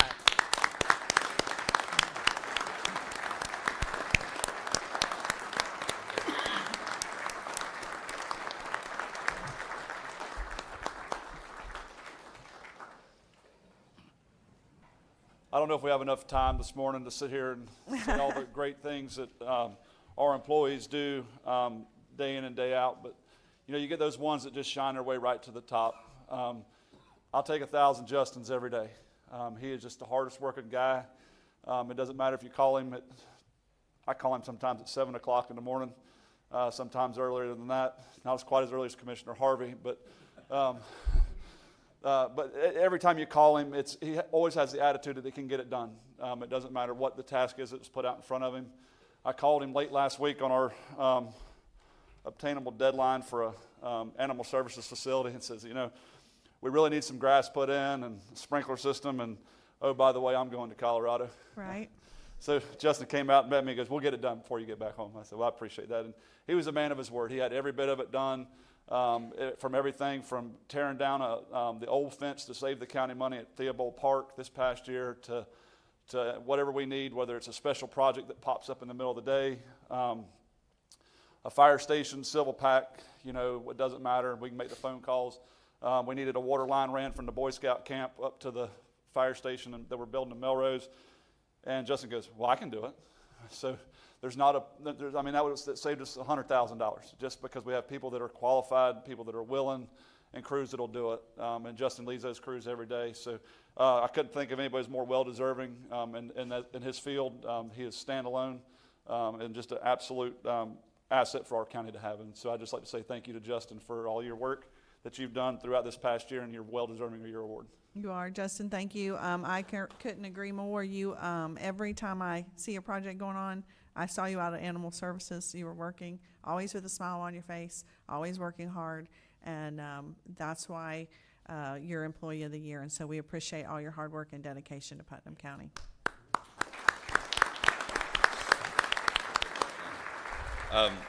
I just wanted to say one thing. I know we're recognizing Justin. Justin is a great representative for Public Works. I know he doesn't like getting all the recognition, and I would like to take the time to also thank my other guys in the back. Justin is a great leader in taking pride in what your work looks like. I had a great call this morning from Commissioner Harvey. I appreciate it, and I relayed his message to the appropriate guys. Taking pride in your work is really good, and we've got some good things moving forward, and I appreciate Justin representing Public Works in this award, so thank you. Thank you. Ms. Young, you're recognized. Chair, I just want to take a minute and echo the same. While it was certainly a group effort, Justin was by far the leader out there. And with Mr. Grimes out last week, every time I came to Justin and changed the game just a bit, he had a smile on his face and said, no problem, we'll take care of it, right? All the last minute details that fell last week of we thought we had a plan, and then as all great plans go, the plans change, or we didn't have enough of this, or that wasn't going to work out. Justin was the first one there. Many don't know, but Justin should have been off quite a bit last week. Instead, he was there. He was there on his day off Friday morning, even after I said, Justin, go home. He was there Saturday morning, and that's not a one-time event from Justin. That's what all of us experience from Justin on numerous occasions throughout the year. And so while we have a great team behind all of us, Justin is certainly deserving of Employee of the Year. Thank you. Commissioner Palatka, you're recognized. I like you, Chairman Wilson, seem to be, every time I roll up on a project with either Mr. Stout or Suggs, I see Justin's face. And I didn't know who he was, but he's there. He's there every time. Seemed like he's got sticking his nose in it somewhere, getting down to it. And his crew that works with him, JT, as you said, I think that's outstanding. We've got that kind of manpower and maybe lady power in there, I don't know, that pulls together and gets the job done. And it's teamwork, and there's no I in team. That's right. We appreciate you very much. Administrator Suggs. Thank you, Madam Chair. Thank you. It just echoes. Justin is the epitome of why we did what we did this year when we talk about retention of employees. Phenomenal staff throughout this community, this county. So Justin's just a fine example of that, and we have so many of those examples throughout this organization. So Justin, thank you for all that you do. I know last week was very difficult, but you're a man of great honor, and we appreciate you, buddy. Thank you. Thank you. We can just come on up and have a picture.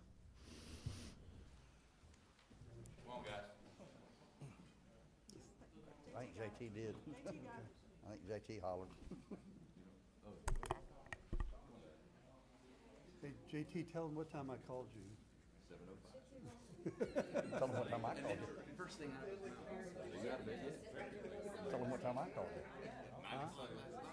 I was giving him time to wake up. How'd you hold it? Yeah. I was trying to be very thoughtful. I got it.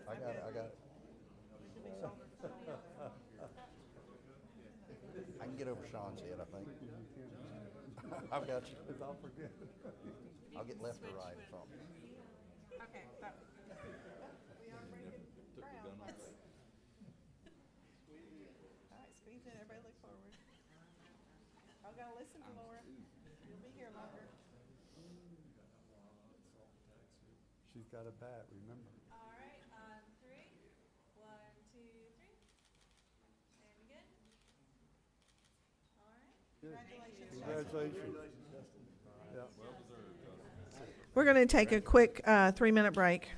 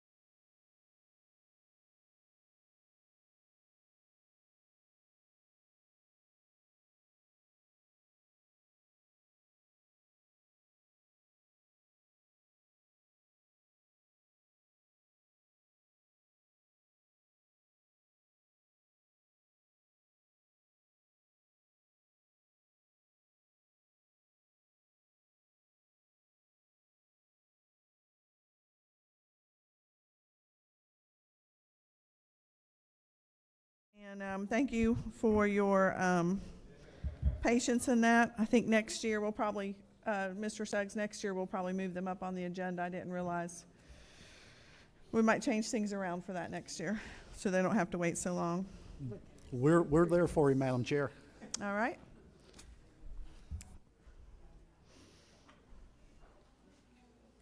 Not sure who's, I've just got the agenda.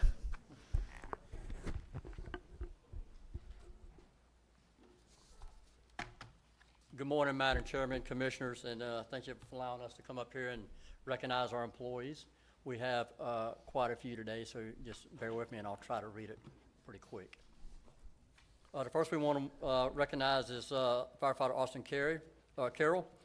He showed dedication to the fire department when he volunteered to donate his time to deliver free workout equipment to the department.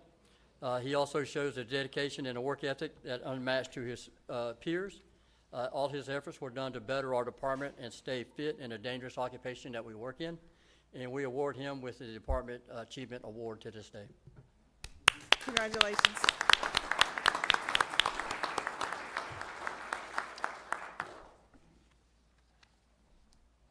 And the next one we're going to recognize is firefighter paramedic Bosselman. He was on Rescue 6 on February the 4th, and they were dispatched to a medical emergency, and upon arrival at the scene, they encountered an older gentleman who began to tell the crew that he walked from St. Augustine, Florida. And then firefighter Bosselman quickly realized the patient's stories were inconsistent, so he contacted the fire control to see if any county had issued any civil alerts for missing persons. And he then transported the patient to Putnam County Community Medical Center, where it's confirmed that the patient was missing out of Volusia County for that civil alert. And with his quick action, goes above and beyond and we award him with a unit citation and a meritorious award. Very good. Thank you. Congratulations.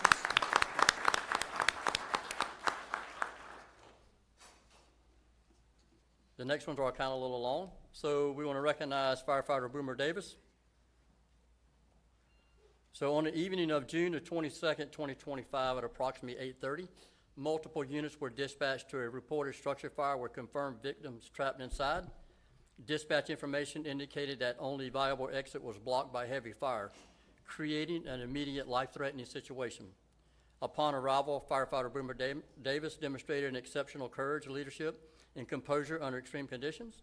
As part of the initial entry team, firefighter Davis worked alongside Engine 7's lead firefighter Garrett Vidian, Rescue 82's firefighter Maddox Kaufenberg, Engine 14's firefighter Brett Chansey, and firefighter Rebecca French, to gain access through the master bedroom window after removing the window-mounted air conditioner that was blocking their way. Once inside, the smoke-charged environment visibility was getting near zero, and heat conditionings were worsening, and the team faced immediate decision-making steps. Despite these hazards, firefighter Davis pressed forward in determination with focus, performing a coordinated search that led to the successful rescue of 3 persons trapped. His actions were instrumental in locating and removing the victims to safely before the structure became unattainable. And with that, he exhibited exceptional bravery, technical proficiency, team-oriented professionalism, and composure under pressure.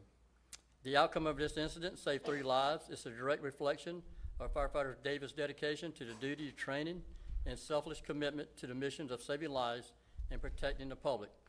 Without the immediate decisive and heroic actions by him and his team, the incident could have resulted in multiple fatalities, and there we award him the Firefighter of the Year.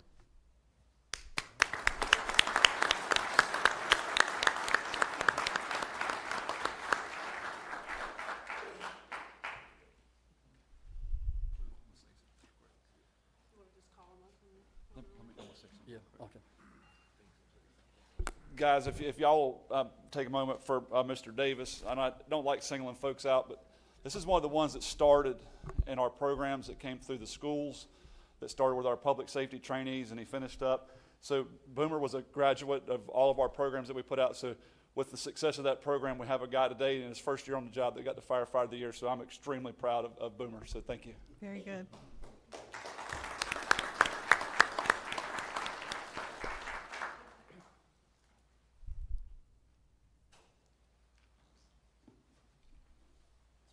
That's okay.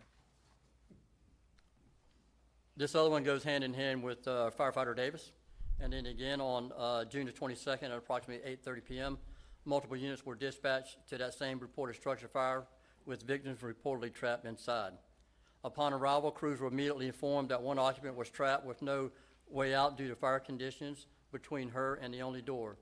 Engine 7's lead firefighter Garrett Vidian, firefighter Davis, and Rescue 82's firefighter Maddox Kaufenberg, Engine 14's firefighter Brett Chansey, and firefighter Rebecca French gained entry through that master bedroom window after removing the air conditioner that was blocking their way. Inside the residence, they executed a coordinated search and was able to locate and rescue 3 victims under rapidly deteriorating conditions. Once the victims were successfully removed from the structure, Captain Johnson and PST Jordan Campbell initiated fire suppression from the rear exit to prevent further spread and ensure safe conditions for all personnel on scene. As fire conditions were controlled and initial rescues complete, a secondary search was completed by Chief Wright and firefighter Brett Chansey, confirming no additional victims. A third search was completed just to make sure there was no one left inside by Lieutenant Zach Lambert and firefighter Richard Butterfield. These actions of the personnel involved in this incident demonstrate a high degree of professional bravery and teamwork. The seamless integration of suppression and rescue medical operations resulted in the successful rescue and treatment of 3 trapped occupants with 1 in critical condition. Without the rapid response and decisive action and coordinated teamwork of all units involved, the outcome could have been tragic. So in recognition of their outstanding performance under extreme conditions, it is recommended and we give them the unit citation and the Meritorious Service Award for their actions. Congratulations.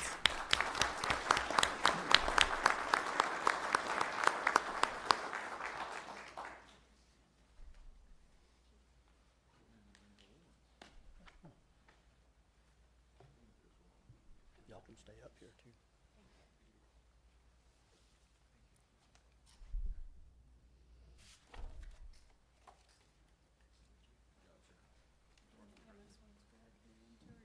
Yeah, the second move this way. So this has got to do with the same call. On the June 22nd, 2025 at approximately 8:30 p.m., a Mr. High Stress Multiple Fire Victim Incident, paramedic Samantha Ennis on Rescue 82 and volunteer firefighter Rod Flynn, with vital assistance from Putnam County Sheriff's Office deputies and volunteers from 17, initiated immediate care on the original fire victim. Despite limited resources and incoming chaos, their quick response and life-saving interventions were critical in stabilizing the patient, while additional rescues were still en route. Shortly thereafter, Rescue 88 with paramedic Zach Mikan and firefighter Thomas Gibson arrived and was promptly directed to assume care for a second female victim and transported this patient to a medical facility. Engine 11's crew with firefighter Kayla Constant and firefighter Richard Butterfield arrived, along with Truck 14 and paramedic Monica Weaver. Paramedic Weaver provided initial care for the third victim, maintaining stabilization until the arrival of Rescue 87. Due to the patient's critical conditions, firefighter Kayla Constant was reassigned to Rescue 87 to assist with airway management and provide advanced life support, demonstrating flexibility and advanced clinical care under pressure. These actions taken by all personnel involved reflect a high level of coordination, adaptability, and commitment to patient outcomes. Their efforts ensured each victim received prompt, appropriate, and skilled medical attention under extreme and challenging conditions. And for that, we recommend them with the Unit Citation Awards.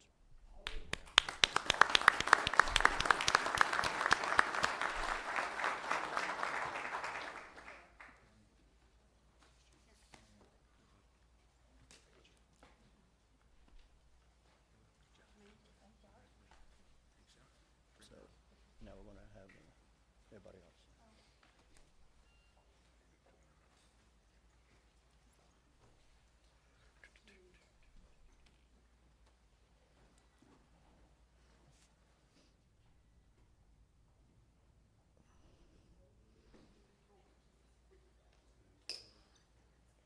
We're almost done. You're fine. On May the 12th, 2025, Putnam County Fire Rescue's Engine 6, staffed by firefighter Logan Meehan and firefighter Sean Miller, were dispatched to a reported structure fire involving a mobile home with multiple victims, reportedly trapped inside, including children. Upon arrival of Engine 6, encountered an active structure fire within the front door with heavy smoke pushing from the rear of the mobile home. Firefighter Logan Meehan conducted a 360-degree size-up, while firefighter Sean Miller deployed a pre-connected hand line to the front door and prepared for an aggressive fire attack. Firefighter Meehan identified that the rear entrance was boarded and locked, eliminating any access or rescue point at that door. At the same time, Engine 1 and Engine 2 from the City of Palatka Fire Department arrived on scene. Conditions at the structure rapidly deteriorated, as it was confirmed by neighbors and sheriff's deputies on scene that several occupants remained inside.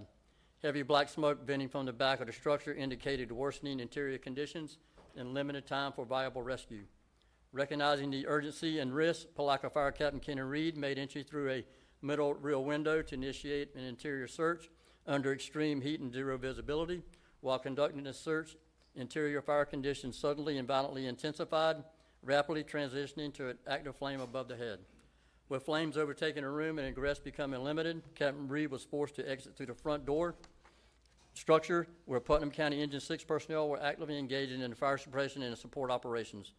Thanks to the coordinated suppression efforts at the front door by firefighter Miller and firefighter Meehan, Captain Reed was able to escape the structure safely through the front entry, narrow avoiding being overrun by the fire. Their hose line application and quick thinking created a survival path for a fellow firefighter. Firefighter Stevens from Palatka Fire Department entered through an adjacent window from Captain Reed, conducted a quick search of another room, and exited with it all clear.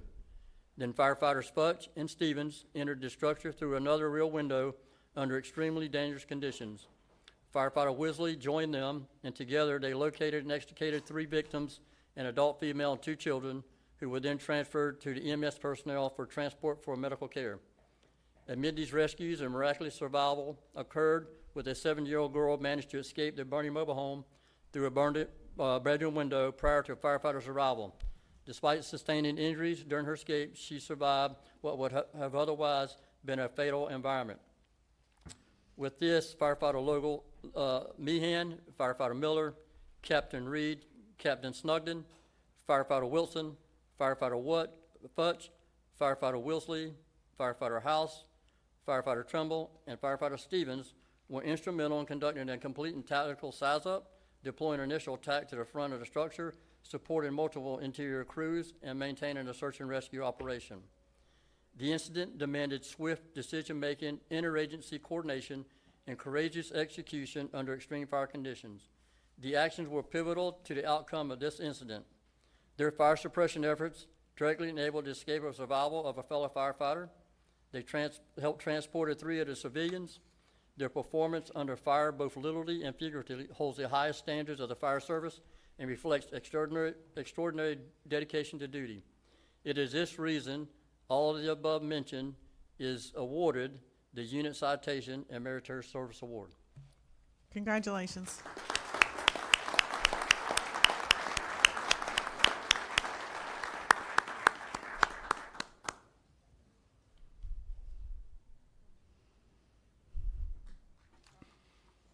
And we have one more.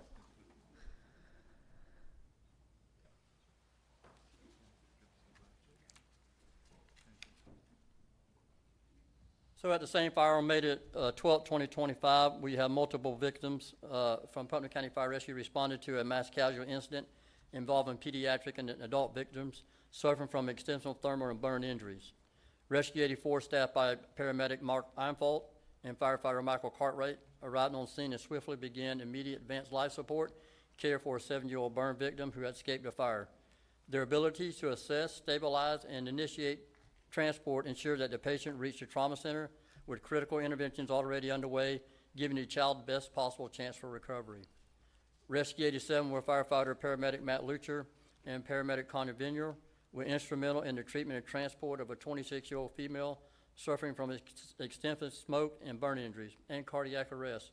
Their quick initiations of resuscitative measures and airway management and coordinated ALS efforts played a vital role in attempting to preserve life under extraordinary circumstances. Rescue 81, led by paramedic Emily Diavanzo and firefighter Kelly, responded to a 17-month-old in cardiac arrest due to smoke and burn injuries. Their performance under extreme emotion and clinical pressure was exemplary. The team initiated critical life safety interventions and immediately on scene and continued advanced care en route to the hospital, never wavering in their commitment to the pediatric life support in one of the most challenging patient populations. Rescue 85, where firefighter paramedic Jacob Merritt and firefighter Gavin Parr responded to the 4-year-old child who also in cardiac arrest with severe burns. Their rapid intervention, including CPR, airway management, and ALS support, demonstrated a high level of training, teamwork, and clinical effectiveness is one of the most time-sensitive and emotionally taxing scenarios. All crews operated seamlessly under pressure and with limited time, making life-saving decisions, carrying out complex medical procedures with efficiency. And with this, we award each one of them with the Unit Citation Award. Congratulations.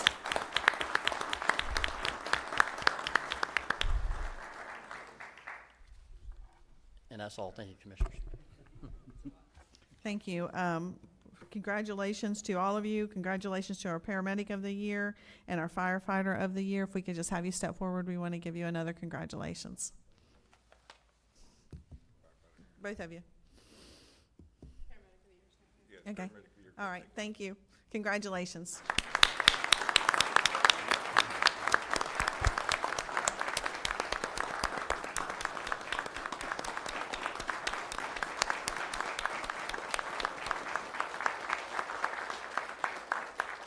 However you want to do this. Sure. So thank you all so very much. And a lot of times, you know, we sit here and say, man, that stuff's expensive, but that's stuff that's needed. These guys protect us every single day. This is folks that, as we talk about jurisdictional boundaries, there is none in our world with these folks. As you heard, the fire that was tragic in East Palatka, that both the city engines were in there real fast. If it wasn't for the coordinated effort between both administrations, some of that stuff is impossible, but this is a reality. These guys do a phenomenal job each and every day protecting the citizens of Putnam County.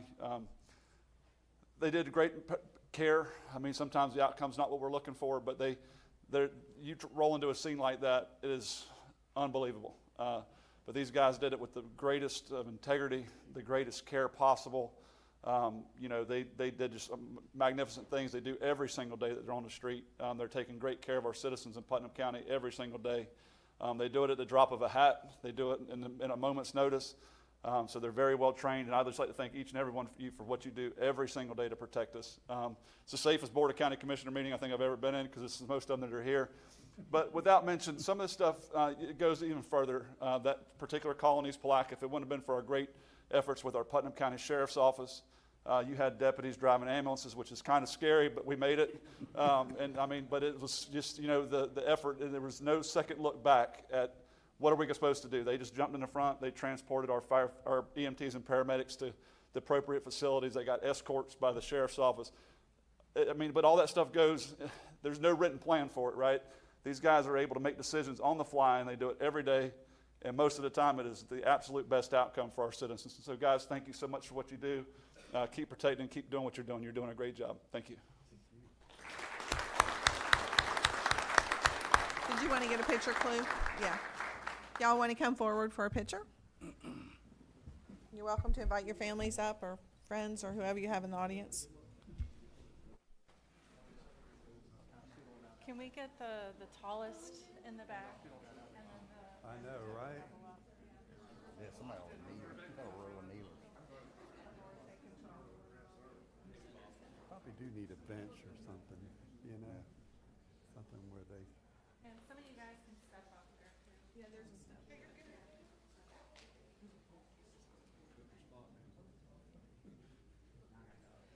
Julianne. She can't stay back here.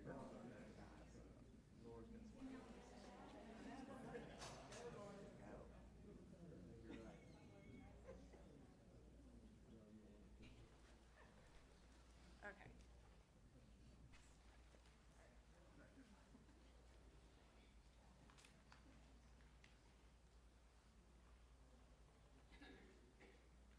All right, on 3. 1, 2, 3. And again. One more. All right. Anybody else? Very good. Thank you. Congratulations. Appreciate it.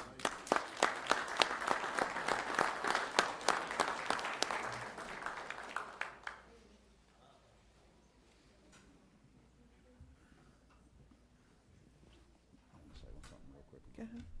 Go ahead. Very brief. Madam Chair, Yes, sir. I would be remiss if I didn't say just a couple words, and I'd be hard to fill the blanks that I don't think Mr. Grimes left any.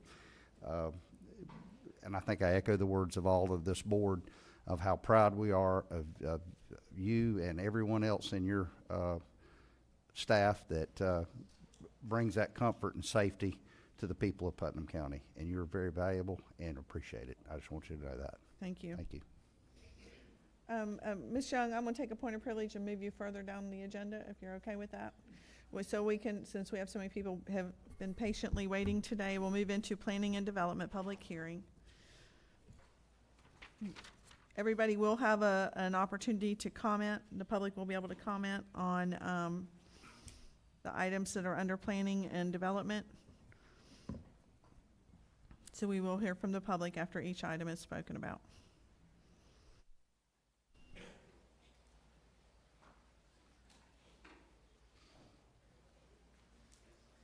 Thank you, guys. Have a good day. Thank you.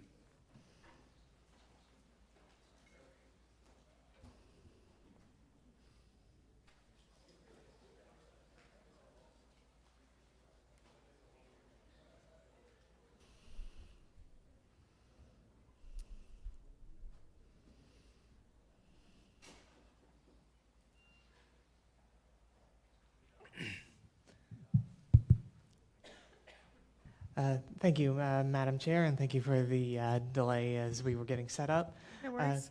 This is case REZ 25-000010. This is the second hearing that we're having on this meeting, as it was tabled at the previous meeting. The applicant, Kevin Fisher, is requesting a zoning map amendment from commercial retail, commercial intensive, and residential 2 to commercial retail on a total of 1.9 acres located at 158 through 164 State Road 207, East Palatka, to allow the development of contractor office spaces. Surrounding zonings include residential 2, commercial, and plenty of development. The subject site has a future land use designation of commercial and has approximately 450 feet of access on State Road 207. The National Wetlands Index layer and the FEMA flood zone layer on the GIS reference map indicate that there do not appear to be wetlands on the property and that it's in FEMA flood zone X, not a special flood hazard area. Should the applicant's request be approved, the applicant will then be subject to review by the Development Review Committee before obtaining any permits that would be allowed for the C2 zoning district on this property. Staff have also recommended the de facto lot split option to separate the properties that are on the east and west side of the State Road 207. Here you can see an outline of the entire property.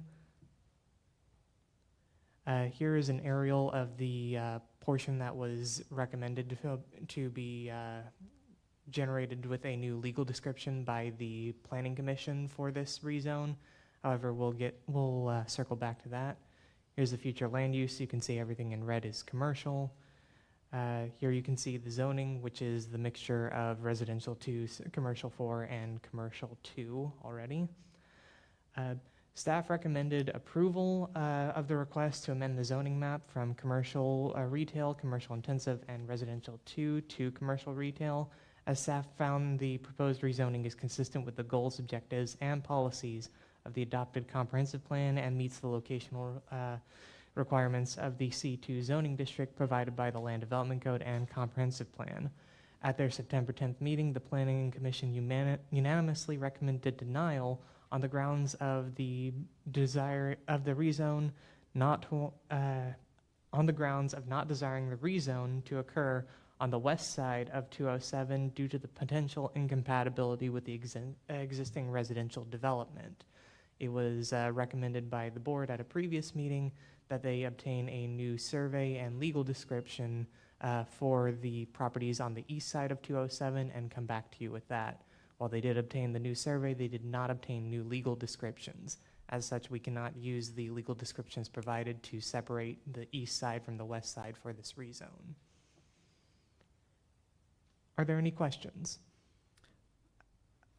Are there any questions from the board? Commissioner Alexander, you're recognized. So we're still waiting on the additional documentation to split out those two small parcels on the west side of the road? They provided a survey, and when we told them that they needed to provide us new legal descriptions, they said that they did not need to provide us new legal descriptions. At this point, it comes down to whether the applicant is willing to provide us those descriptions or not. From staff's understanding, without updated legal descriptions, it would be for the total property, not just east or west side. Okay. Any other comments, questions? What I don't understand, it's not that hard. This is not that hard. You have three parcels, and if you're taking out 2, can't you just simply less and accept and use those 2 parcel numbers, less and accept parcel this and parcel that? I mean, it doesn't have to be a complete redo. If they've already gotten the property survey, they can't have, I don't understand why this is so hard. I understand, Madam Chair. What it is if you look at the entire property, which I have pulled up on the screen here, Yes. the 2 little blocks that are on the west side of 207 are part of the same property on the east side of 207 as well, going straight across as if the 207 wasn't there. And while we did recommend that they give us the new legal descriptions and the new boundary survey. They created the boundary survey, but they kept the original legal descriptions from the current deeds, which means that we legally speaking, we are bound by what the legal description says for the rezone as is recorded by the ordinance. And because they never updated the legal description, we can't separate the east from the west side in this case. Well, they truly could take, these are all meets and, these are not meets and bounds, these are lots and blocks. They could literally take this entire legal description and simply say, less than except those lots and blocks on the west side of 207.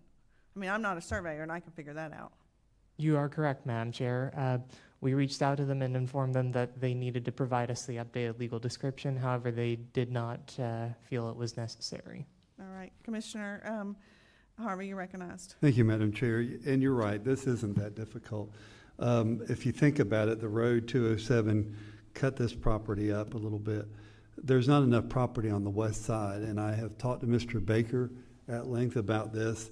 It's not going to matter one way or the other. If we do this, and I recommend we do, there's not enough land on the west side of 207 to do anything with. And one day you'll probably see that residential go away anyway at that point and become more commercially located along that corridor. So I have no problem moving forward as staff recommends today and moving this project forward. Thank you, Madam Chair. Commissioner Palatka, you're recognized. Can you give me some sizes of these two pieces that we're looking at on the west side of 207? How large is that, those two pieces individually? Absolutely. I think the most relevant size here would be the depth, as the width running north to south is, if memory serves right, approximately 70 feet, which fair enough for both of them, though it's frankly irrelevant for the usability. As Old Cherry Lane runs through them, Old Cherry Lane is a private dirt road that is approximately 30 feet wide. The property on the southern portion is approximately 40 feet wide, whereas the northern one is approximately 60 feet wide. If you factor out the setbacks from roadways, which in the commercial 2 and residential 2 zoning district are both 35 and 25 feet respectively, nothing could ever be built on these properties because of Old Cherry Lane. Okay. They don't adjoin each other, so there's no way you could combine them or do anything useful with them. I don't want to hold up Mr. Gosh, I lost his name. Fisher. Mr. Fisher. Even if they were to combine with the property in between them somehow, there still wouldn't be enough just because of the setbacks. Okay. Commissioner Newbold, you're recognized. Yep. Given that detail from staff, I'm pretty comfortable going forward with it as it is. I don't like, running against the recommendation of the Planning Commission, but I think in this instance, it's, you give us those assurances they can't be, developed. I'm be happy to run forward. So. All right. Are there any other questions for the presenter? All right. Is there anybody here wishing to speak for or against this item? This is a public hearing. Is there anybody wishing to speak against rezone 25-000010, named Kevin Fisher? All right. Come on up. You're welcome to come to the podium. Yes, ma'am. That's why we have these meetings. Come on up. Greetings to all. Hope you're having a lovely day. Please state your name and address for the record. Margaret Arango, 2015 St. John's and 156 East State Road 207. Okay. I just want to say it's a pleasure. Thank you again on being nominated. Thank you. We appreciate you, and I just was hoping my neighbor would show up so I could finally meet him. That's all. Oh, okay. All right. All right. I think you had your hand up, ma'am. You can come on up forward.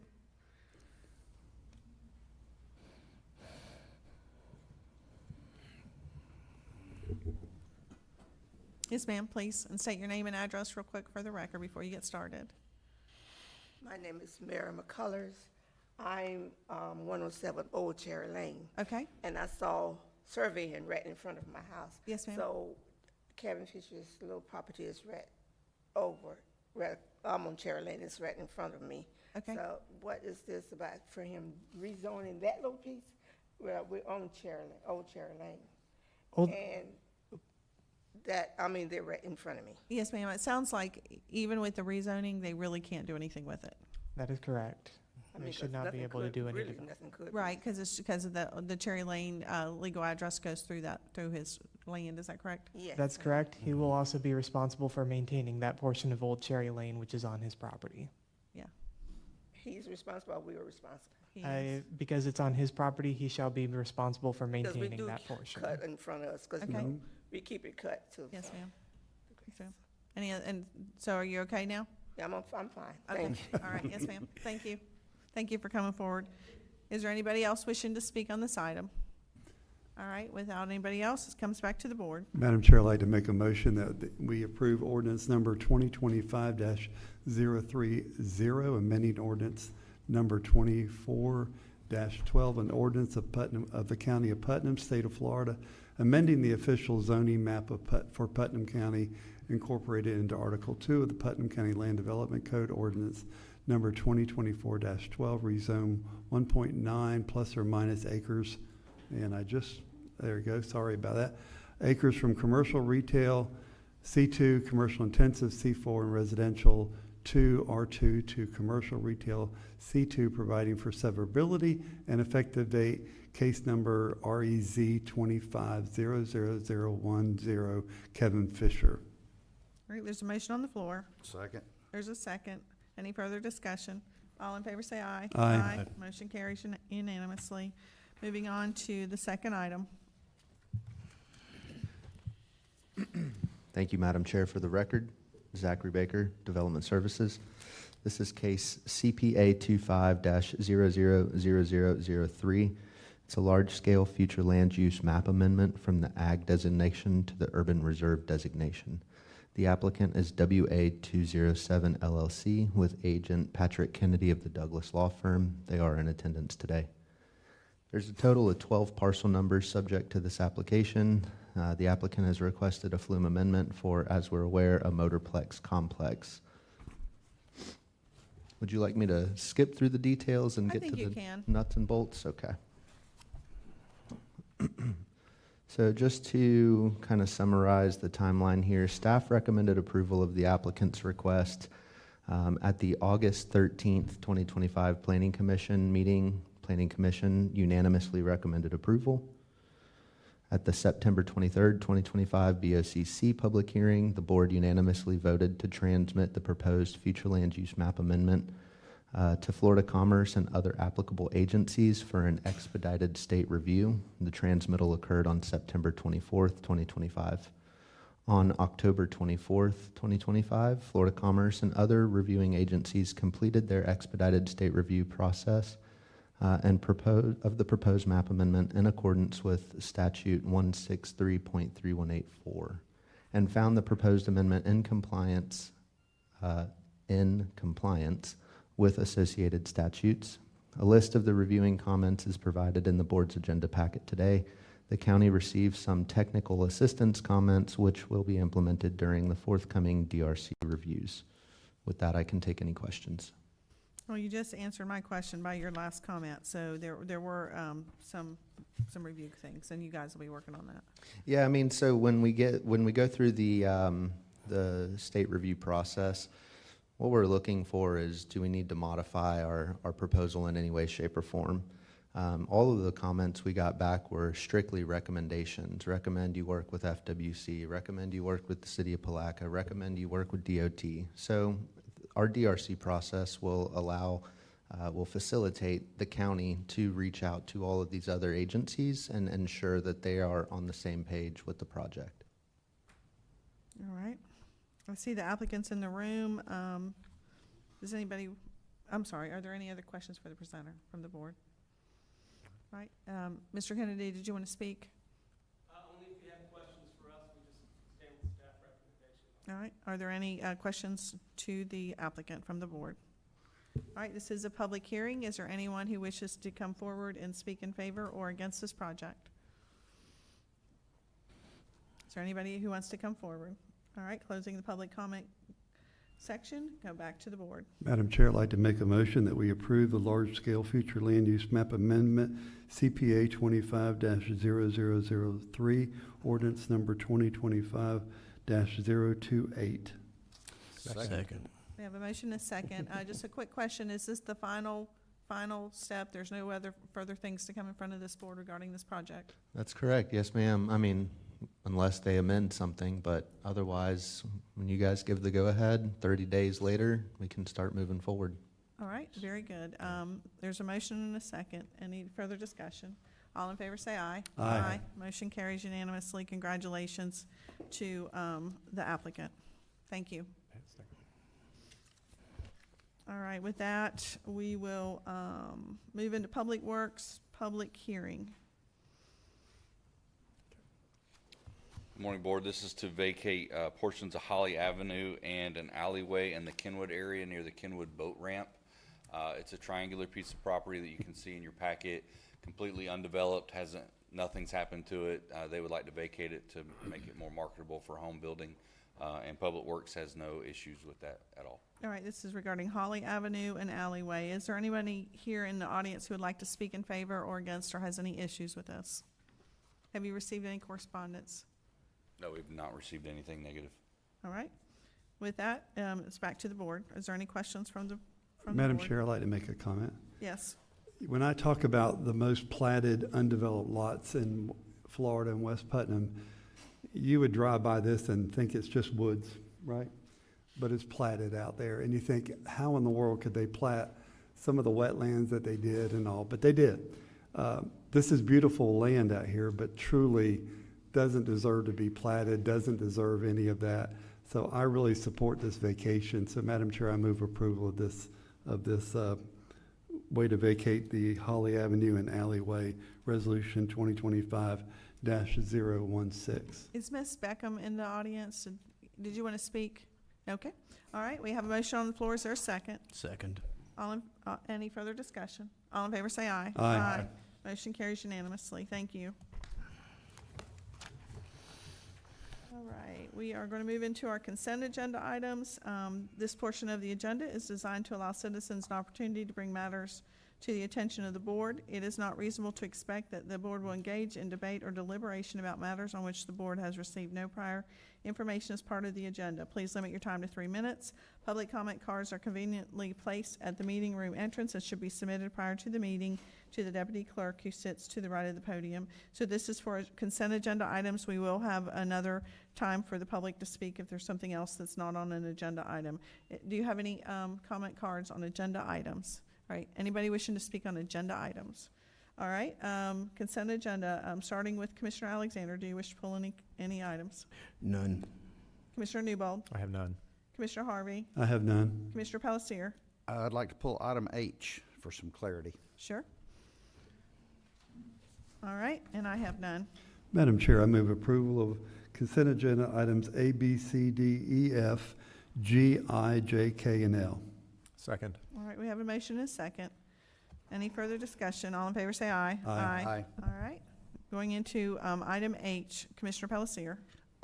Yes, Madam Chair. The reason I wanted to bring this forward, we had a incident out in my district where there was guardrail that had been there for, I can't begin to tell you how many years, but anyhow, it all of a sudden just disappeared, and for the reasons I know not what, but anyhow, I would like to see, and maybe there's some other locations throughout the county, if there's existing guardrails, before we go to the expense of taking them down, let's do a little research and find out why they're there. I understood that it didn't meet protocol, it wasn't deemed necessary, but there was a reason that was done many boards before us, that it was put there. There was a tree there.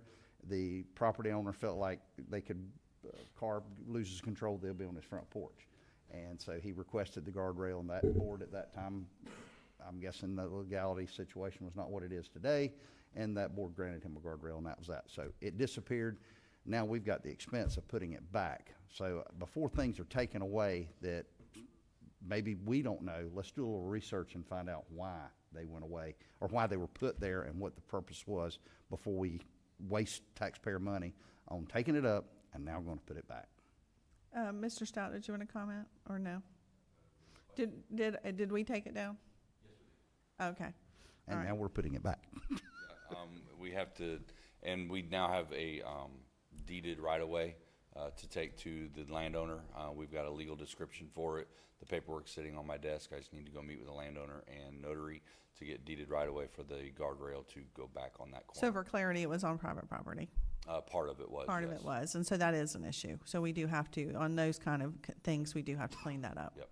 But we learned something, so it sounds like we'll do a better job. But for clarity, we could have done the survey, and the guardrail could have stayed there, and he would have signed over, and we would have had a lot less cost involved. Right. Okay, do you make a recommendation? Yes, I'm good with approving adding item H to Thank the you. approval of the consent agenda. All right, we have a motion and a second. Any further comments or questions? All in favor, say aye. Aye. Aye. All right, consent agenda's passed. New business, Public Works, acceptance of right-of-ways on various county-maintained roads in Putnam County, Resolution 2025-111. I don't know why you went to the back, because you have something in after this as well. Mr. Stout. This is to accept various right-of-ways from different lot splits and right-of-ways that were not consistent along roadways, and so we've asked the residents to give them to us, and those 4 have agreed to do so. They vary anywhere from 13 feet to 33 feet, so that we have uniform right-of-way on those roads. Okay, so this is just simply for our county maintenance system and uniform right-of-ways. Correct. All right, and everything has been properly signed off on. Yes, ma'am. All right, are there any questions for Mr. Stout? I do, Madam Go Chair. ahead, I'm sorry. Thank you, Madam Chair. Mr. Stout, on this one right here, one of the roads is West Strickland Road, and Commissioner Palatka and I basically are very close to that district. It's one of my areas. The reason I'm bringing that up is back when I first became a commissioner, we got that road paved with the state of Florida's SCOP grant. It might have been SCOP or SCRAP, but it doesn't matter which one it was. And that's the one that the state did a promissory note for us. We paid it, the county paid it to get the road done because the road was really failing. And they paid us back when the funding year came in. But I guess my question is, when I saw this, and I kind of go along with Commissioner Palatka right now on the previous statement, you weren't here, nobody was here for that, but a little bit of leeway or a little bit of legwork could have solved that problem right then. And I mean, we paved it with state money. We knew where we were at, and we didn't bother to get the right of way at that point. So I agree with Commissioner Palatka. Let's look a little deeper in the future and make sure that that doesn't happen again. Thank you. And you weren't here, that wasn't your fault, so, you know. Yep, all good. Yeah, it sounds like that's what he's trying to do right now, so thank you. All right, any other comments? All right, don't go away. Do we have a motion? Madam Chair, I move that we approve Resolution 2025-1111, the acceptance of right-of-way on various county-maintained roads in Putnam County as presented. Second. Have a motion, second. Any further discussion? All in favor say aye. Aye. Motion carries unanimously. Next, a request to advertise for a public hearing to vacate easements at 207 Lenore Avenue in Interlochen. Yes, ma'am. This is just to get it on our next meeting so that we can have a public hearing just like we did before. All right, are there any questions for the presenter? Madam Chair? Yes. Thank you. Thank you. This is a weird one right here, the vacated easement. There's really no reason to have an easement on that property to begin with, so I don't know why that was put there. It makes no sense. It is in my district. I went out there and looked at it, and I support wholeheartedly that we move this, I guess, to the next meeting. Is that right? So if there's no further questions, I'd like to recommend that we move this to our December meeting to vacate easement at 207 Lenore Avenue, Resolution 2025-112. Second. I just have a question. So this is we received, these were dedicated for public use in a plat.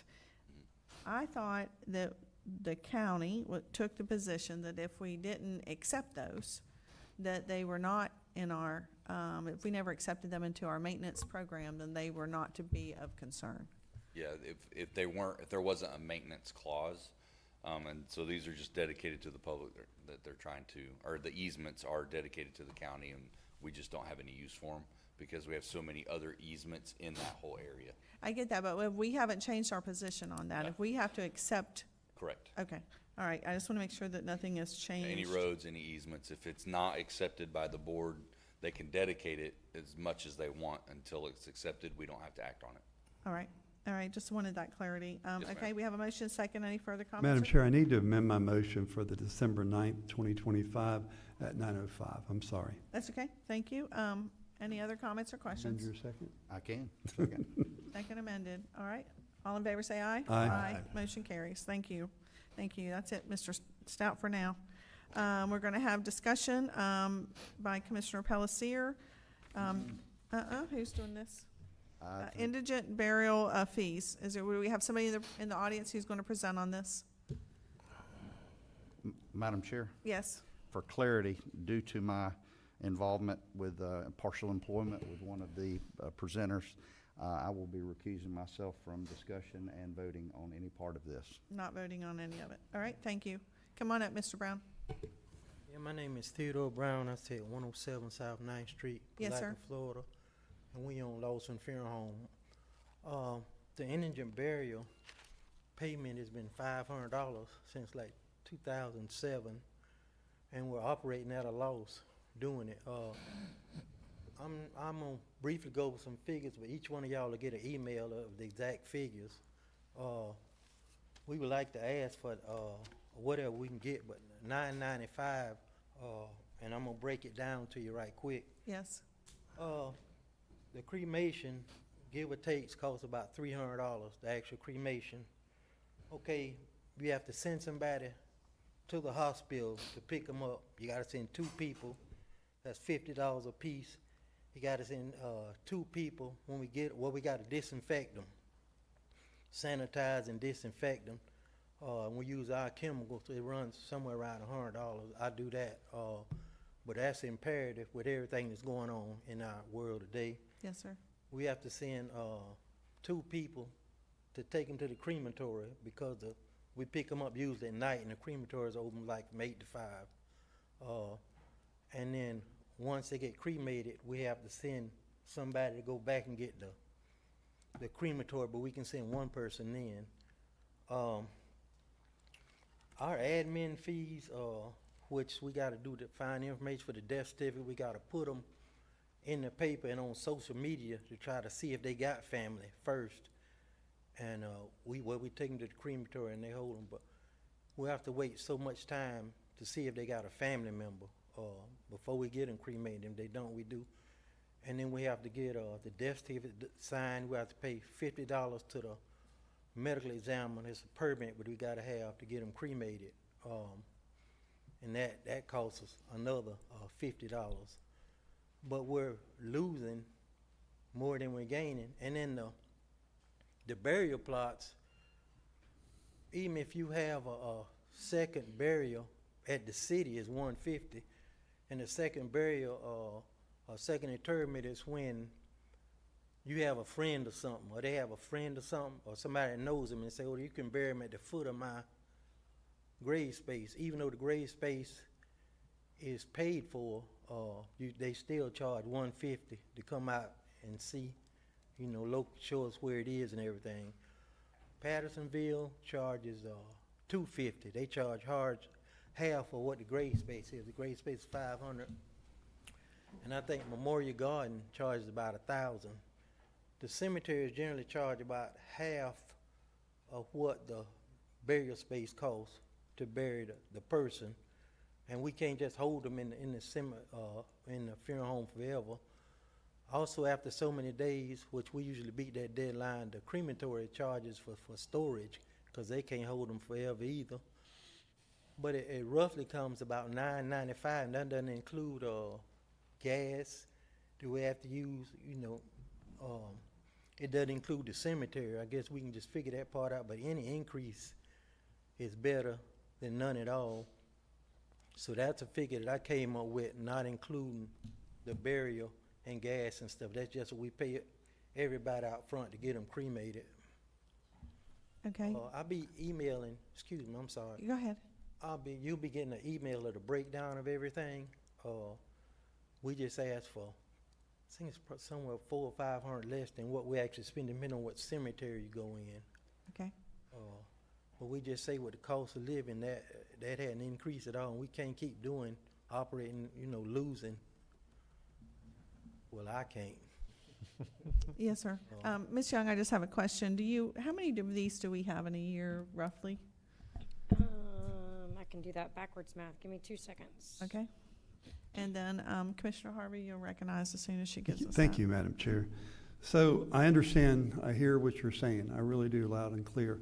Do you have to, are you required by law to do these indigent burials, or can you No, say?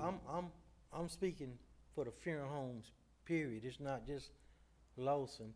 We're not required, but you can't leave a person. I understand. You see you yeah. sitting in a bed just laying there. The longer they're there, the more infection and stuff and goes in. And we need to pick them up, get them disinfected, and go ahead and do what we need to do.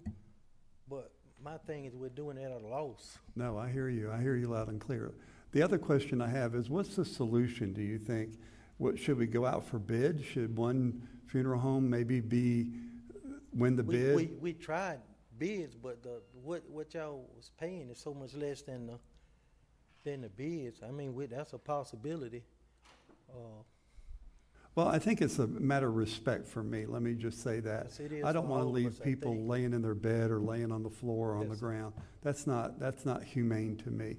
So if there's something we can do as a body to make that more palatable for the funeral homes, I'm all about that. And maybe it's a bid, maybe it's a combination of 2 or 3 that get awarded. I don't know the answer there, but I'm willing to find out. We feel the same way you do, and all the funeral homes here are doing it at a loss out of respect for the deceased and the people of Putnam County. But you don't want to get a bid and be like that guy over in, I mean, we wouldn't do it, but the guy in Jacksonville was putting him, he underbid it. He underbid it. I'm giving you a price to where we'd have to work, we could work with. He underbid it and stuck him in the wall and stuff, because he was operating at a loss. He bid it, but it didn't include everything. And it's cost with, I'm giving you mine is bare minimum cost. I looked around, and like But I if- say, like with the cemetery, Memorial Garden is basically Mr. Brown, I want to ask a follow-up, and I understand. Is there some type of solution where we go out to bid, and then the funeral directors who, maybe there's 2 or 3, I don't know the answer, maybe there's 4 or 5, and we get proof of what happened so we don't have people stuck in a wall somewhere? I mean, that might be a solution. And we do that all the time with people that we partner with. We ask for proof of what's going on here. How did you perform in the services that you provided? So. And then I didn't include the temporary name tags. We have the temporary name tags that we put there. So it would be proof in the city cemetery, it would be proof, but it's still an additional $150 that I didn't include in that. But I agree with you 100%. If they're gonna bid, they need to prove they're doing what they're doing. Let's hear from our Deputy Administrator Young, please. Thank you, Commissioner. Just to answer your questions, we do about 30 to 40 a year. Okay. And Commissioner Harvey, to answer your question, we haven't currently bid it out because we don't want to exclude a vendor who might want to participate, whereas a bid would kind of designate one individual. What we have done in the past is just let anyone who chooses to participate. Those who don't, we've had some in the past who want to participate some years, not participate the next years. We've just allowed it to happen organically. As far as certifications, they have to be licensed for the particular work they're doing, and that operation that they do is procedurally tied to their license. So it would not be Putnam County staff checking to ensure procedure was followed, because frankly, we're not licensed or qualified to make those determinations. However, the repercussions would come back on those entities and their licensure should they not follow the proper protocol with handling of our indigent. Thank you for that. Madam Chair, may I follow up? Yes, please. Thank you, Madam Chair. And Julianne, my thought was going to, and I hate to use this analogy, but the tow truck drivers, right? They're in a rotation, right? So that's where I was thinking, that's what my mind. Essentially what is happening now. Okay. And so exactly what you're thinking is what happens now. We have a list of individuals who want to participate, and at any time, we can add to that list if we have a qualified licensed entity, and then we go through a rotation in our office and ask if they'd like to. And if they decline, then that's perfectly fine. We move to the next one, and we don't necessarily remove them from a list unless they request to be removed from the process. Thank you. Thank you, Madam Chair. Commissioner Alexander, you're recognized. Good morning, Mr. Brown. How are you? All right. I see some other representatives from some of the other local funeral homes in the audience. Are you speaking on behalf of all of them, or would you guys be interested in presenting your costs as well so we could corroborate? I think one is going to talk. He has a crematory, and he may be talking. I'm just talking from the funeral homes in general, because this funeral homes here is not doing it at all, and Yes, sir. and we particularly do it, but we can't keep doing it for. Exactly, and I just wanted to hear from other owners to corroborate the costs, and maybe we can do some research from additional funeral homes and counties in the area so we can get more of a level playing field. But it was nice to hear that we are doing it in a rotation, and I appreciate the service that you guys are providing. So I see Mr. Flagg and Mr. Overturf. Yes, I'm going to call you out. You're both in the audience if Yep. you'd wish to come forward and speak. Teddy, I'm not discounting, but I want Stay up here, Yeah, please. yeah, you guys are all one. This is a collaborative effort, I We believe. appreciate what you're doing. We just want to make sure that we're all on the same page.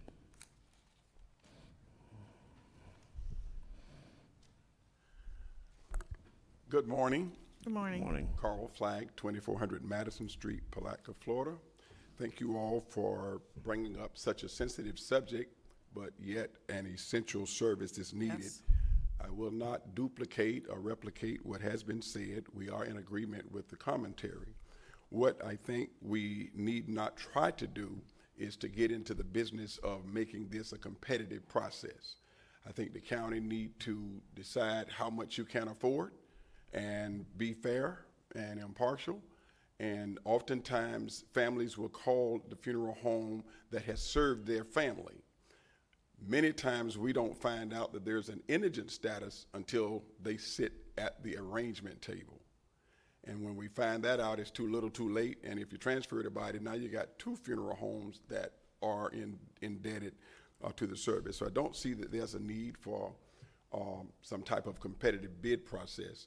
I think that just as the deputy administrator said, let's establish a list of the funeral homes that are willing, because at this price and at whatever subsequent increased price, it's still going to take, we're going to take a hit, for lack of a better way of saying it. We're gonna be at a loss this there.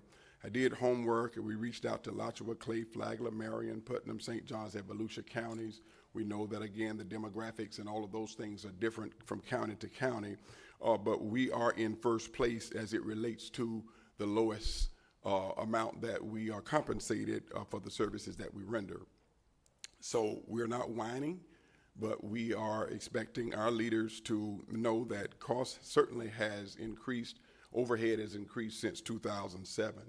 So we're graciously asking that you all go to the drawing board and don't draw too long, but give us a fair hand in an increase, because at the end of the day, those who are compassionate and professional, we're not going to in any way, shape, form, or fashion discriminate against a family just because of their economic circumstance. So again, not repeating everything that was said, some of the counties require strictly cremation. No question about, it's no burial. For a long time, the city of Palatka had a section of Oak Hill Cemetery that was designed for indigents. We took a bigger loss doing that, but that practice has come to an end. So by default, we are cremation only. That's not a mandate that comes from you all, but we just cannot afford to carry the load. There are times that the Sheriff's Department has tried to do rotations, and there are, as was earlier stated, some funeral homes who say if we don't have pre-arrangements or we haven't served the family, we're not coming. And so by default, since we do have currently the medical examiner's contract, we're called out, and of course we respond immediately whether we know them or not. But it is a load. Questions? No, I appreciate that. Commissioner Harvey, you had a question? Yes, thank you, Madam Chair. Thank you, Reverend Flagg and former Commissioner Flagg. for being here. Are you in agreement with Mr. Brown on the price? Is that really near $1,000 for the proper disposal, let me say? I don't know what other word to use, so I apologize. Each funeral home, the way that professional service fees are set per funeral home is based upon the overhead of that specific funeral home. So you can be on one side of the street and get one price, the other side of the street and get another. So all we're saying is that, I mean, if it's $1,000, that certainly will litigate or maximize our abilities to continue to do what we do there. Some counties, again, they just flat out go through a complete process through their social services. They actually make them come in, sign an application, certify under oath that they do not have, the assets or whatever. We drill our families. We drill every one of them, because at the end of the day, if you're out planning for a big party and the county is paying for these services, then you basically have deceived and have been deceptive. And so we really screen them as closely as we can, because there are some folk everywhere, all over the land, who think they can beat the system. And so I think that certainly would be a fair consideration there, but we're going to leave that up to the administration and legislators. Thank you. And I don't know that this is something we have to resolve today as far as a number. I think there's an opportunity to do some research and come back potentially. Mr. Overturf, did you have anything you wanted to add? I see over here. Thank you, Carl Flagg. We appreciate you. Steve Overturf, 111 Grassy Lane, Palatka. I concur with my associates that there needs to be some adjustment in the amount that is given. My situation's a little bit different from either of theirs, because we do have our own crematory. They have to have someone else perform that services, so they have costs right up front that I don't have, but I do have costs, not but that I have to pay someone else to perform the cremation, but I have costs associated with having a unit myself. And that's where my cost comes in. So they've got a cost, I've got a cost, I pay taxes, I have a building, I have a unit, all those maintenance, insurance, all the things, all those fixed costs where my costs are, where they pay a set fee for someone else to perform it for it. So we all have our costs, and we're all in the hole when it comes to providing this service. My funeral home is going to provide this service whether we get a dime's worth of increase or not. I'm asking that we do, because I think it's incumbent upon our community to help support the businesses that are here. There's a couple things I would like to address, though. The current way that the plan works for the indigent fund to work is it only applies to people that die in Putnam County. Many of our Putnam County residents end up in a facility outside of Putnam County, and then therefore they're not eligible for that. So our citizens are being unafforded that opportunity to fall under this category, whereas people from other counties, sometimes, especially indigent folks, end up in our community hospice at Haven Hospice Roberts Care Center from other counties. They're eligible for this fund because they died in Putnam County. So I think we've got it backwards, that we're not taking care of our citizens in some cases, and we're taking care of other people's citizens in other cases. It's kind of a trade-off, but it just seems like we're kind of backwards in that. It would be easy for us to be able to prove residency for our people if they died in another county. Likewise, for those folks that don't live here, because that's information that we gather for purpose of the death certificate, we have to know what their residency is. It's been mentioned that we spend many hours trying to get to the point of getting the proper individual that is authorized by Florida law to sign a cremation authorization form. A lot of times folks are in these kind of positions do not have family that they're affiliated with or have been affiliated with for some time. It's still incumbent on us to try and locate those people. So we may spend hours researching, as Teddy mentioned, on the internet or some way to try to find these right individuals, because that's our biggest liability. We can't go back and uncremate someone. So we have to make sure that we're following Florida protocol So it's time and effort. So that's, you forget about all of our fixed costs and all of these other things. It's our time and our labor that go into all of this, which is where a lot of our concern is. We're spending more time on these folks just trying to get to that point to be able to cremate. Then after the cremation is accomplished, what are we going to do with the cremated remains? Because we may or may not have that legally authorized individual, and sometimes we're coming to Mr. Suggs or his office to try and get, because in that long list of who is authorized, it finally gets down to them as an elected official to give us that authorization. So we're coming right back here to them and asking for their help to help us take care of these folks in our community. And we're honored to be asked to serve anybody in our community. I don't care what their status is, as Carl has already mentioned too. But we just need the help to be able to accomplish that, and that's all we're asking for here today. So we just appreciate the opportunity for you all to hear our concerns. It's been a long time, since 2007, that there's been any increase, and we all know that our cost of providing these services has increased tremendously since that time. So, well, we appreciate you coming forward. This is why we have a new business section under our agenda, so when things like this come up, and we can have a full open discussion, because we can only talk whenever we're all together like this. So we appreciate you being here. Yes, sir, you have one more thing? Can I say one other thing? Absolutely. And Carl just mentioned it. Other counties have, especially St. John's, because I've gotten theirs, and it's about 6 pages long, that anybody in their county that applies for the indigent fund has to verify what their taxes were, what their income was.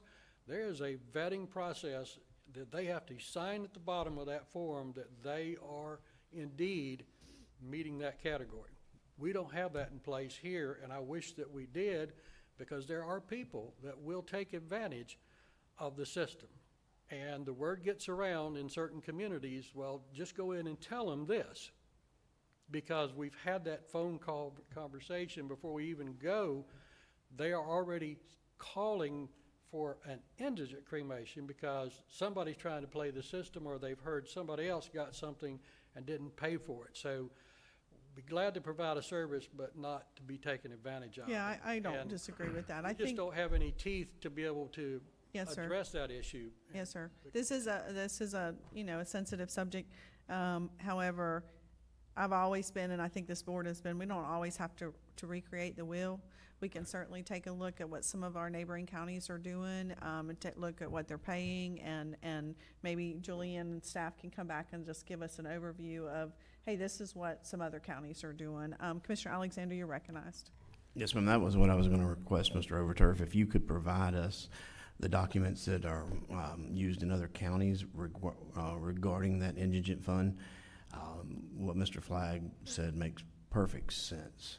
Again, people are trying to get something for nothing and then using that money to throw a big wake or whatever. That's not what our taxpayers' dollars are designed. It's dishonest, and I have no time for that dishonesty. Do you concur with Mr. Brown that $1,000 per indigent would be sufficient to help offset some of your costs? It would be grateful. Every one of us has different operational expenses, so that might be true for him. It might not be true for me, but anything would be greatly appreciated. Yes, sir. Not really want to get into those details. I'd really rather the staff come back and give us that. Yeah, I'm just trying to finalize them. I want to see if that was acceptable or close Yes, from sir. he and Mr. Flagg, but also the bigger issue you talked about was those folks that pass away that are Putnam County residents, and we're footing the bill for those that are not Putnam County residents. That's a bigger topic and a bigger discussion. I don't know how we would address that, but I think we take small bites of the apple and try and address each issue individually. I think the first thing that we need to do is, again, like Chairman Leota or Chairman Wilkinson said, is to direct staff to collect some data, see what we can afford, see how many there are, and bring that information back to us. Yeah, we'll do it. We can ask staff to do a cost comparison to other counties and also on their procedures. Okay. Look at their policies and procedures. Commissioner Harvey? Thank you, Madam Chair. Mr. Overturf, you and I talked about what you just said probably a couple years ago out in Larkin at the funeral home out there. And you gave some descriptions of people who come in very well dressed or wearing jewelry or whatever the case may be and declare indigent. And that's awful. I'll say that. So I guess my question is, because listening to Mr. Flagg here, sometimes you're already knee-deep in the process before you find out somebody's going to do that. What would this form help us with? I mean, getting you out of the knee-deep water and maybe just the toe gets wet. I mean, I guess that's going to be my question as we move forward. It's one thing for people to tell you that. It's another thing for them to sign their name at the bottom that says this is what my income was and to prove this, Okay. because then there's accountability. That's what we don't have right now. We're only as good as what people tell us. We're not an investigative agency. So I'm already spending enough time getting someone Sure. to this point, let alone being an investigative body, to find out what everybody's assets are and what they truly can.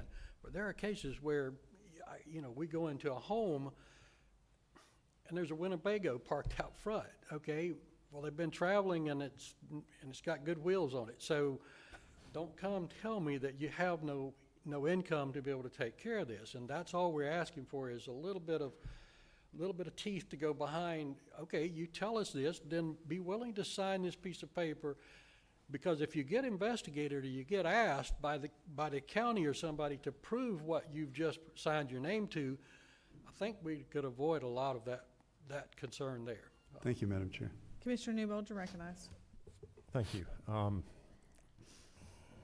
I've been loosely kind of around the periphery of the funeral business for, 20 years now, and I'm quite certain the costs are much more than they were last time we had a change. I would be interested to get a staff analysis, and this a form of some sort or affidavit may be warranted.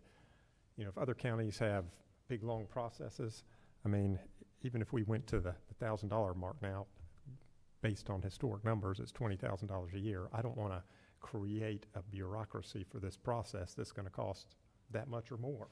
So a little bit of info from the staff. I personally wouldn't be opposed to go into that $995 number now, but I think it's probably a good idea to look at those numbers more closely with staff and have them come back with a recommendation for us. Commissioner Alexander. Thank you. Yeah, I agree. The biggest thing is getting you guys helped out. You guys have been doing this for many, many years out of the goodness of your heart, and that's what I love about our community, is the way that we come together. As far as making this a business decision and putting it out for bid, I don't think that's going to help anybody out. You guys do this out of the kindness of your heart. You're losing money. We all realize that. My second question is that the document that you're referring to, Mr. Overturf, is that a legal document that would allow the county to go after some of the assets if it's found that they were dishonest in that declaration to offset the costs? That's a legal question, and I'm not the attorney, so I don't know the answer. It's just a document that they sign. Whether it's enforceable, I couldn't count on that. We can check on that too when we're doing our other research. But I just hate to see somebody take advantage of the system and be dishonest, and then come to find out that that wasn't the case. And then you're footing the bill, we're footing the bill. That's not fair. I had an employee watching a family as they pulled up in the parking lot. Some of the other part of the family was already inside talking with my funeral director. Another part of the family came up, started pulling off gold watches, rings, and stuff, saw it in the parking lot, and then came in to reinforce that they were indigent folks. And we called them on it, and they finally admitted to it, and they paid the full price of a cremation. And we're embarrassed. Some of the other family members were embarrassed that that's where the discussion went. But that's just how people will go in these kind of situations. They're playing the system. Yep. So, Well, sounds like we needed to have this conversation. We will get back to, our admin team will take a look into this and come back with some, like I said, what the surrounding counties are doing, what their policies are, what their costs are, what they're paying currently. We did this year update. I don't know if you guys knew this, the wrecker service fees that had been old and outdated for many years. So I can see us we'll definitely take a look at this and then figure out as a board, we'll come back and let you know when we're going to discuss it. But we'll come back as a board and have another discussion. Yes, sir. Madam Chair, one more thing. I'm not so sure that what the other counties are doing is going to help our county. I think you have a cross-representation of the leaders in this room right now. I think that you all need to give us a policy statement, so that we can present that to the family. Because what basically happens during the arrangement conference, when we do come to the conclusion that we are being requested to provide indigent services, the first thing that I say, you do not qualify for a death certificate with cause. Because if a person is asking for a death certificate with cause, that means there is some kind of benefit tied to it. And the moment we share that with them, that's when they start backpedaling and saying, well, give us another moment, and they go back and get in the huddle and decide, you know what, we have money in the bank, we have insurance, we have all of those things. So if we have the written policy and they sign it, and we just send it over for filing purposes, I think that will be what we need, and then that will also create consistency among the participating funeral homes. I'm not necessarily, and I know what Brother Steve is talking about, but the fact that you die in a county and whatever county you pass away in, that is a statewide 67 county situation. So if we were to tamper with that, it's not going to be reciprocal, because we had a family that called us, person passed away in Duval County, brought the person here, we called Duval County, they say, that's on you. We ended up transferring the person back to Duval County to a funeral home there so they could get a little bit of compensation. So again, our citizens are being transported to Gainesville, Jacksonville, Orange Park, all of those places. And if they declare indigent, we really can't help them unless we take 100% of the cost. I understand. Okay. I think we'll get back with you. Thank you. We appreciate it. This year, Yes, Madam go ahead. Chairman. Are there any questions? Madam Chair, I don't have any questions, and thank you for allowing me. I was kind of disrespectful just a minute ago, shaking my head that people treat people that way. I want to apologize on camera that I don't mean any disrespect. It's just, I can't fathom the idea of somebody doing that. I just can't. And I would never treat my loved ones that way. And I'm sorry that people treat you individuals that way. I meant no disrespect whatsoever. I'm just flabbergasted that people treat people that way. So I wouldn't treat anybody that way. Thank you. All right, thank you. Thank you.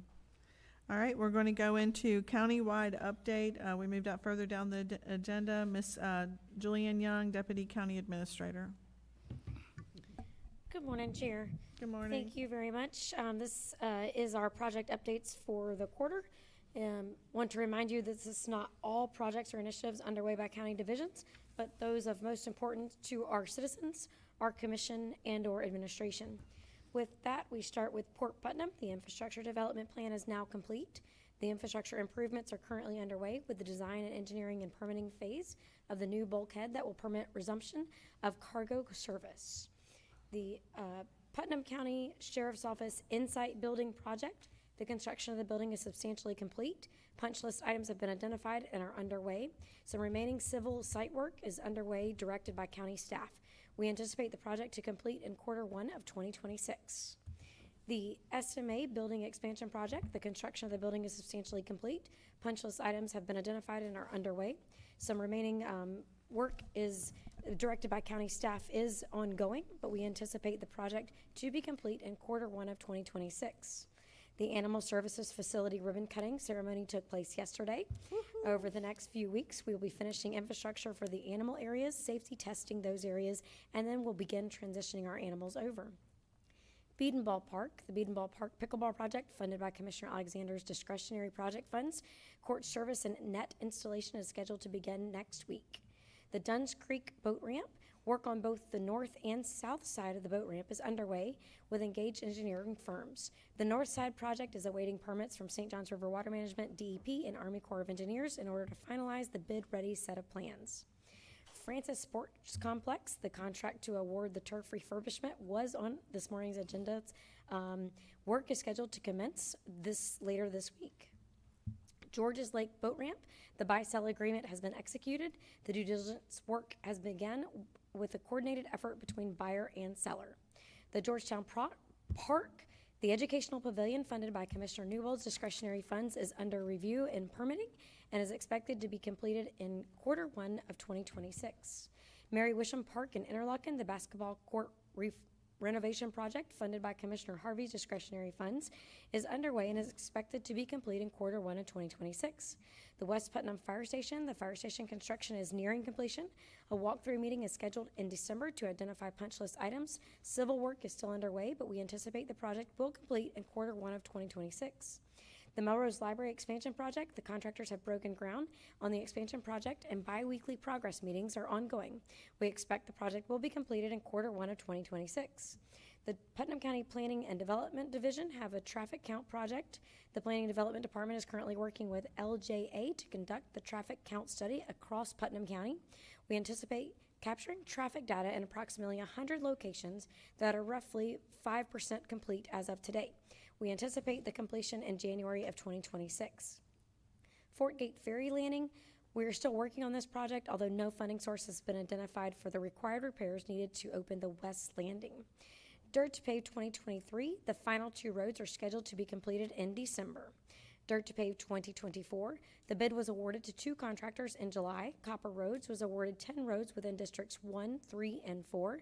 Krebs Land Development was awarded 5 roads within Districts 2 and 5. Construction is underway. Dirt to Pave 2025, roads are currently being surveyed for engineering design. County Road 315 South Resurfacing Project from State Road 20 south to Marion County line. The notice of proceed is scheduled in December. Construction will begin in January. East Palatka Septic to Sewer Project Phase 4, the grant amendment has been approved and construction has been awarded to TB Landmark. San Mateo Water Expansion Project, 368 meters have been installed. Of those, 99 customers are completed and the other 48 are in progress with the plumber. North Putnam Drainage Project, designed for both Palmetto Bluff Road and Milliken, are 90% complete. South Putnam Drainage Project, the project is complete and we are in final grant closeout stages. The Putnam County Water Infrastructure Project, the Army Corps of Engineers, we are awaiting final approval from the Army Corps to begin the work. Countywide Resurfacing Project 2025, the project was awarded to 2 contractors, Copper Road and PNS Paving. Construction is underway. Guardrail Repairs 2025, final repair punch lists are being addressed currently. Curry Road Lift Station Generator Project, the engineer design has been awarded. Gilbert Wastewater Treatment Facility Efficient Grant, funding contract with FDAX has been executed and the scope of work is being developed. Mobile generator lifts for lift stations, the grant request is under review. The Barden Bridge repair, design is currently underway with Hanson Professional Services. Road restriping fiscal year 25, bid 2520 was awarded to PMP Striping and work began in November. Dunn's Creek, we went over that. HMGP Putnam County Boulevard Lift Station Generator, the project is complete and came in under budget. Did you say anything about Francis Field bathroom? No, ma'am. We're still working with the city of Palatka on that infrastructure that is required, although we do have a conceptual design. So we'll prepare to solicit design build firms to complete the construction project. However, it'll all hinge upon a successful agreement with the city of Palatka to tap into that sewer line. So we have to have an agreement? I mean, it's just not a permit that we can, because it is a city boundary, right? I mean, I thought city boundary went all the way out to Francis Field. It does, and we've made every formal request from every department that you can think of in order to get that. We've even offered our teams to help run the infrastructure.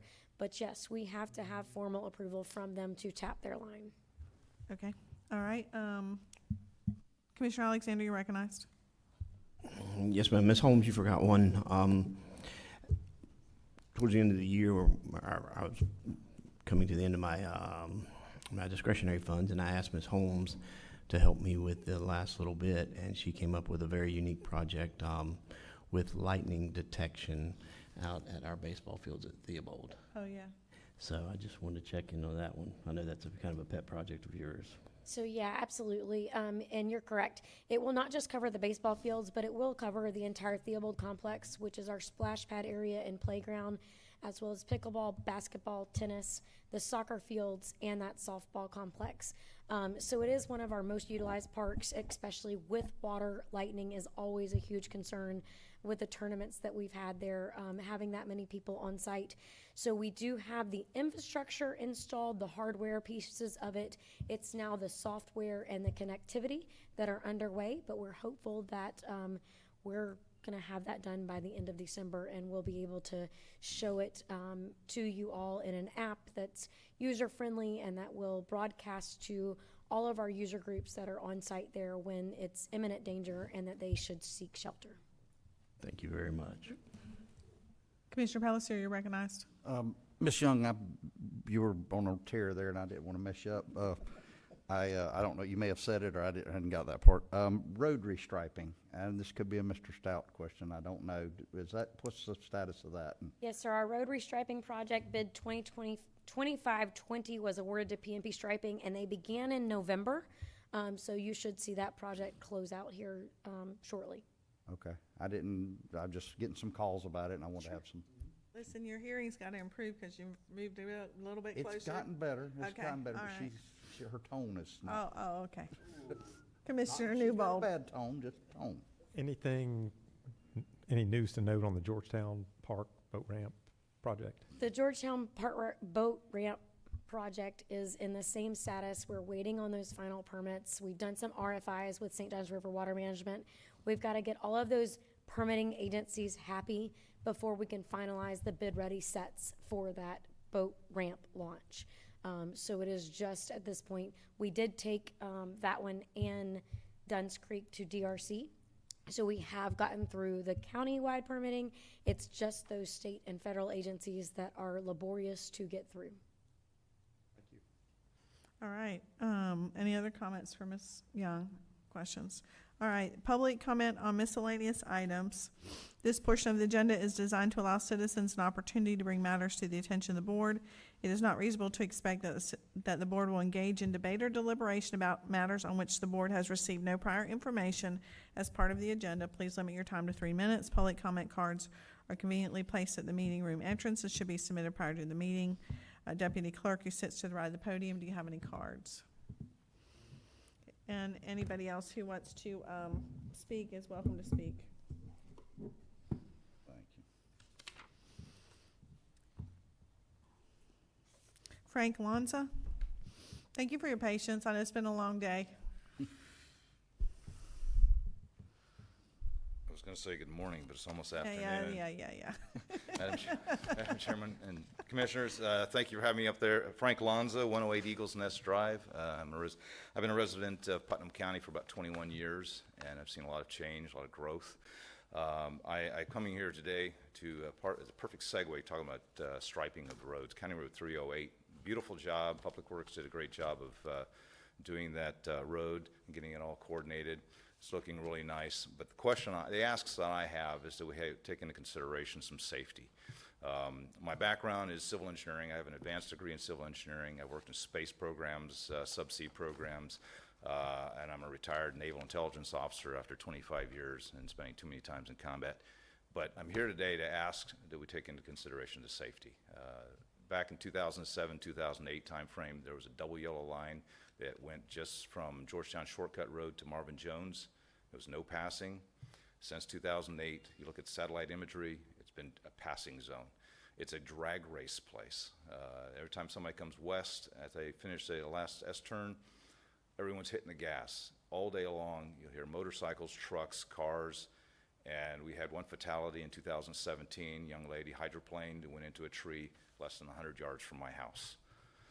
So I'm asking that now that we've redone the road, if we return the striping back to double yellow lines for no passing, and I have 3 courses of action. One is make it a double yellow line for no passing and reduce the speed limit to 45 as it is for the rest of 308 between US 17 and County Road 309.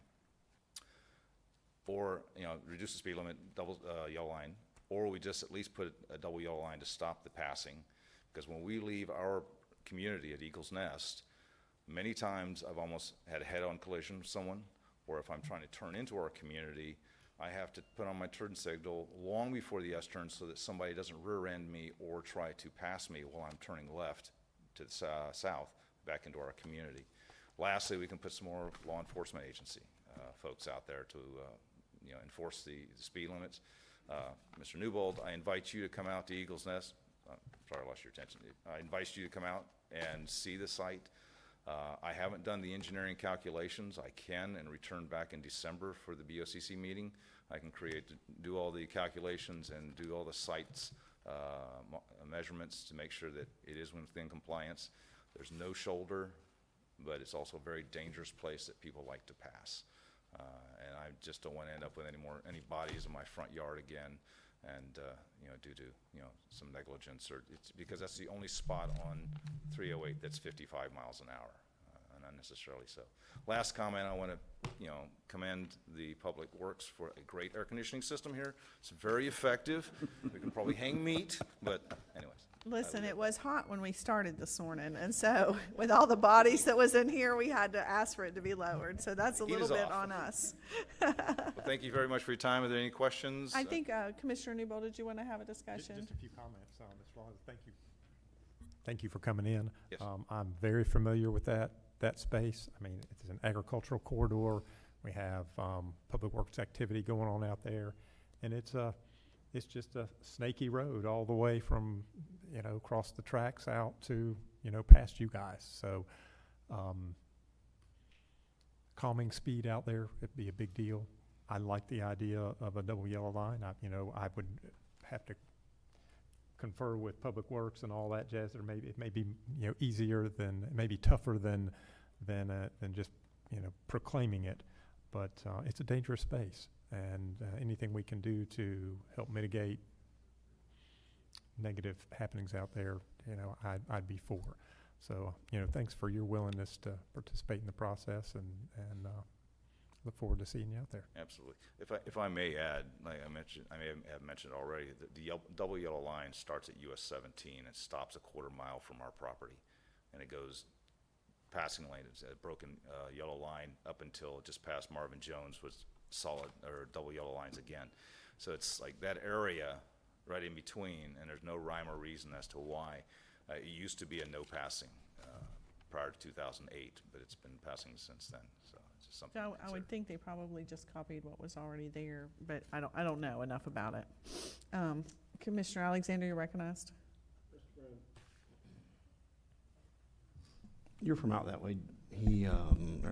Our constituent was saying that it was a double yellow line back at one point, and it changed.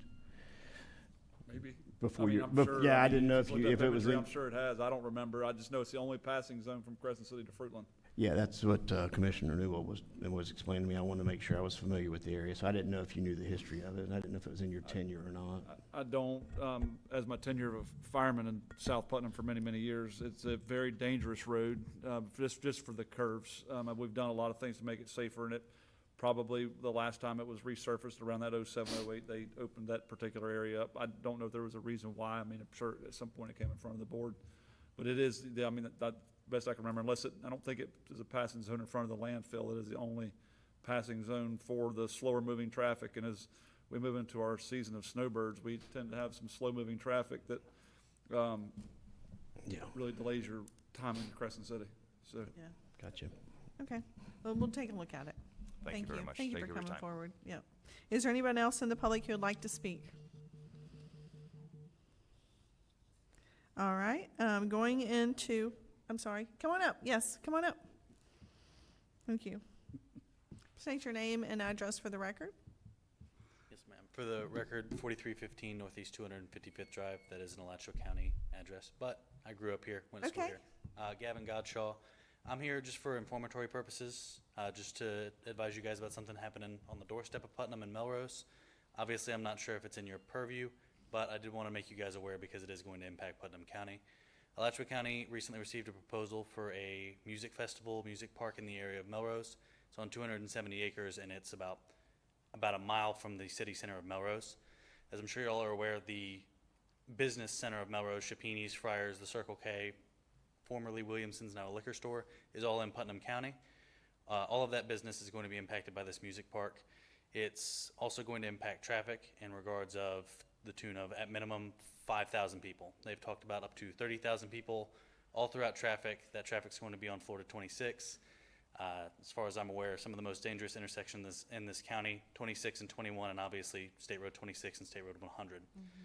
The impact of that traffic on local law enforcement will be felt, as well as local fire stations. Station 24/42, the Melrose Fire Department, services Alachua and Putnam. If they're needed in Alachua County for a festival with 5,000 to 30,000 people, the obvious concern is that the next closest fire station until our new one in West Putnam is built is in Florahome. I just wanted to make you guys aware, there's also a recharge station for the Floridian Aquifer at Lake Melrose, which is in Putnam County. That property does drain directly into that lake, and that lake eventually flows into the St. Johns River. As far as the cases that we have, these organizers have put on previous festivals, and there's also been an issue with assaults and drug overdoses. Again, that's in Putnam County, or Alachua County, not Putnam.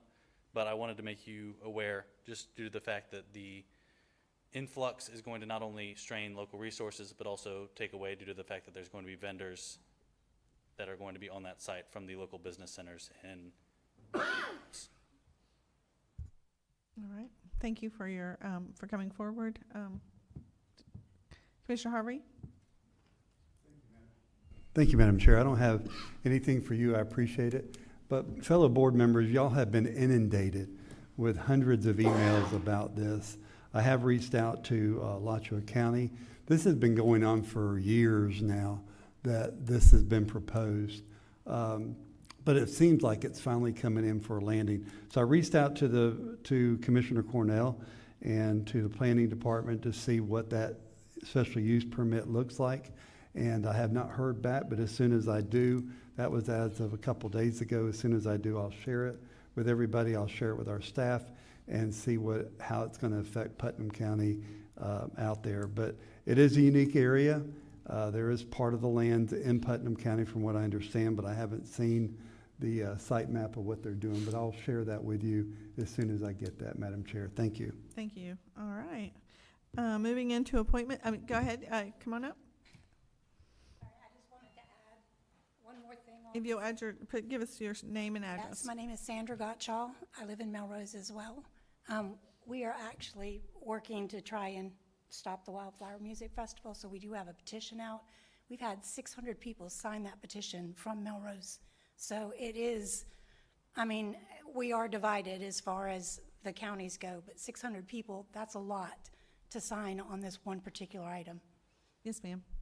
But I think right now we don't have anything that's an official, we don't have a permit to approve or anything that's coming in front of this board at this time. So, anybody else from the public? All right. Moving into appointments. Commissioner Alexander, do you have any appointments? Yes, ma'am. I see an at-large appointment for Yvette Jones, and it says that she is willing to be reappointed.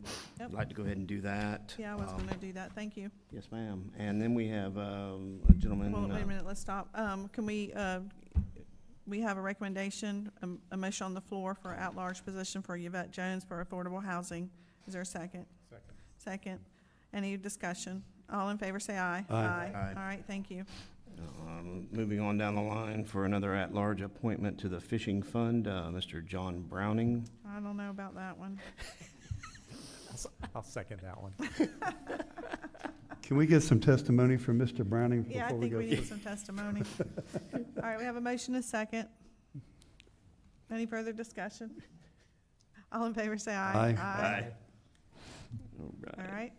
And Waterways and Trails Committee, I don't see an asterisk by Buddy's name, but I informed him that he didn't have an option, so I would like to reappoint him or submit him for reappointment.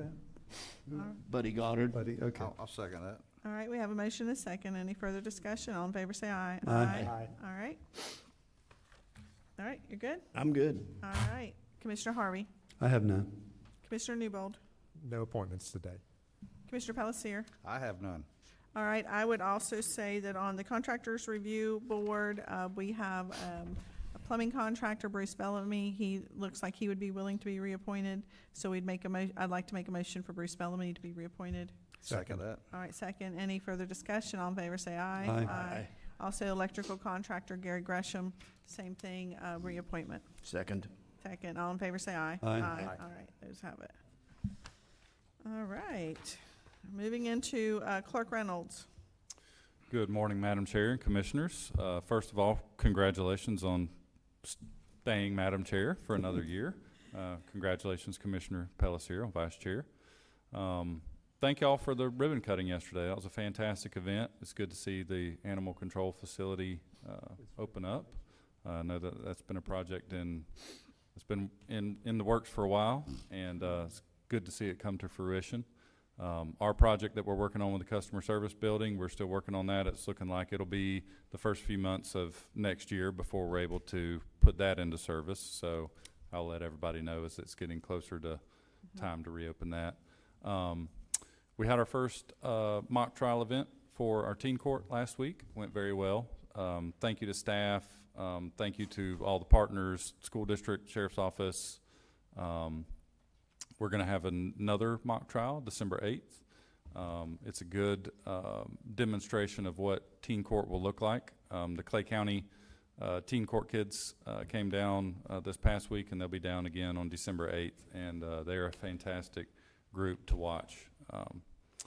But that's all I have, so thank y'all. Thank you. I couldn't make that. There's so many things going on sometimes on the week. Understood. During the week, you can't make everything. Yes, ma'am. But thank you for having that. All right, moving on to, our county attorney couldn't be here today because we had a different scheduled meeting this time.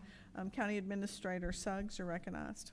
Thank you, Madam Chair. I got 3 things today. One is that reminder of the January 13th, 2026 joint city-county meeting here at 3 p.m. As of today, I just want to make sure everybody's aware of the meeting and that we need to start working on an agenda. We do not have an agenda at this time. So I'll work with Madam Chair, I'm assuming, and we'll start putting some information together for our joint meeting with the city-county. Okay. Right, and we don't have a date though, right? Yes, ma'am. Right now it's January 13th. Oh, let me clarify that. There's been an email sent to both to the city manager's office, who was supposed to be bringing that to the city commission, so I will follow up on that. But that was the date that they actually had given us. All right, so right now It is scheduled for January 13th at this time. I'll let you know. I'll reach out later this week and see if there's been any change to that. Is there a tentative time? 3 p.m. 3 p.m. is what we requested at this boardroom.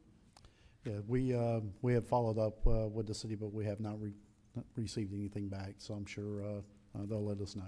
Yeah, and the first meeting might just be something where we're having A meet and greet. a meet and greet, truly, and what things we would like to see accomplished together, and then go from there. Yeah, I think. And I think that would probably be a really good way to start out, because no one's gonna, that first meeting after what's it been, 3-4 years, would probably be a good way to kind of meet and greet and discuss some ideas and bring back at a later time for Yeah. a formal. And then if we end up having some kind of a nobody wants to meet just to be meeting. That is I'll correct. say that. But if we could set up maybe a quarterly or something like that, we'll go from there, or biannual, whatever. That is correct. As you know, I reached out to everyone a couple of weeks ago about a potential joint meeting with us and the Putnam County School District. That meeting was scheduled tentatively scheduled for December 2nd. However, there's a conflict on that date, and so Commissioner Newbold and I sat down and discussed it. I think we're looking at some maybe possibility of the week of January 12th. Was that correct, Commissioner? Yes, sir, the week of January 12th. You know, we got the 13th already taken up there. I was about to say, you're going to throw us in the same week, huh? Let me tell you, it is incredibly hard to get a whole bunch of involved people in one place at one time. We've got 2 commission meetings that month, a joint city meeting, and we also have legislative days up in Tallahassee. Yes. Rural days. So it's January is going to be a busy month. Yep, and anyway, we're going to propose that week, and, you know, if we get pushed down the road, we'll get pushed down the road, but we'll tackle this subject early part of the year. Okay. All right, and last, received a phone call this morning from our folks up in Tallahassee. Briefed each one of you earlier this morning.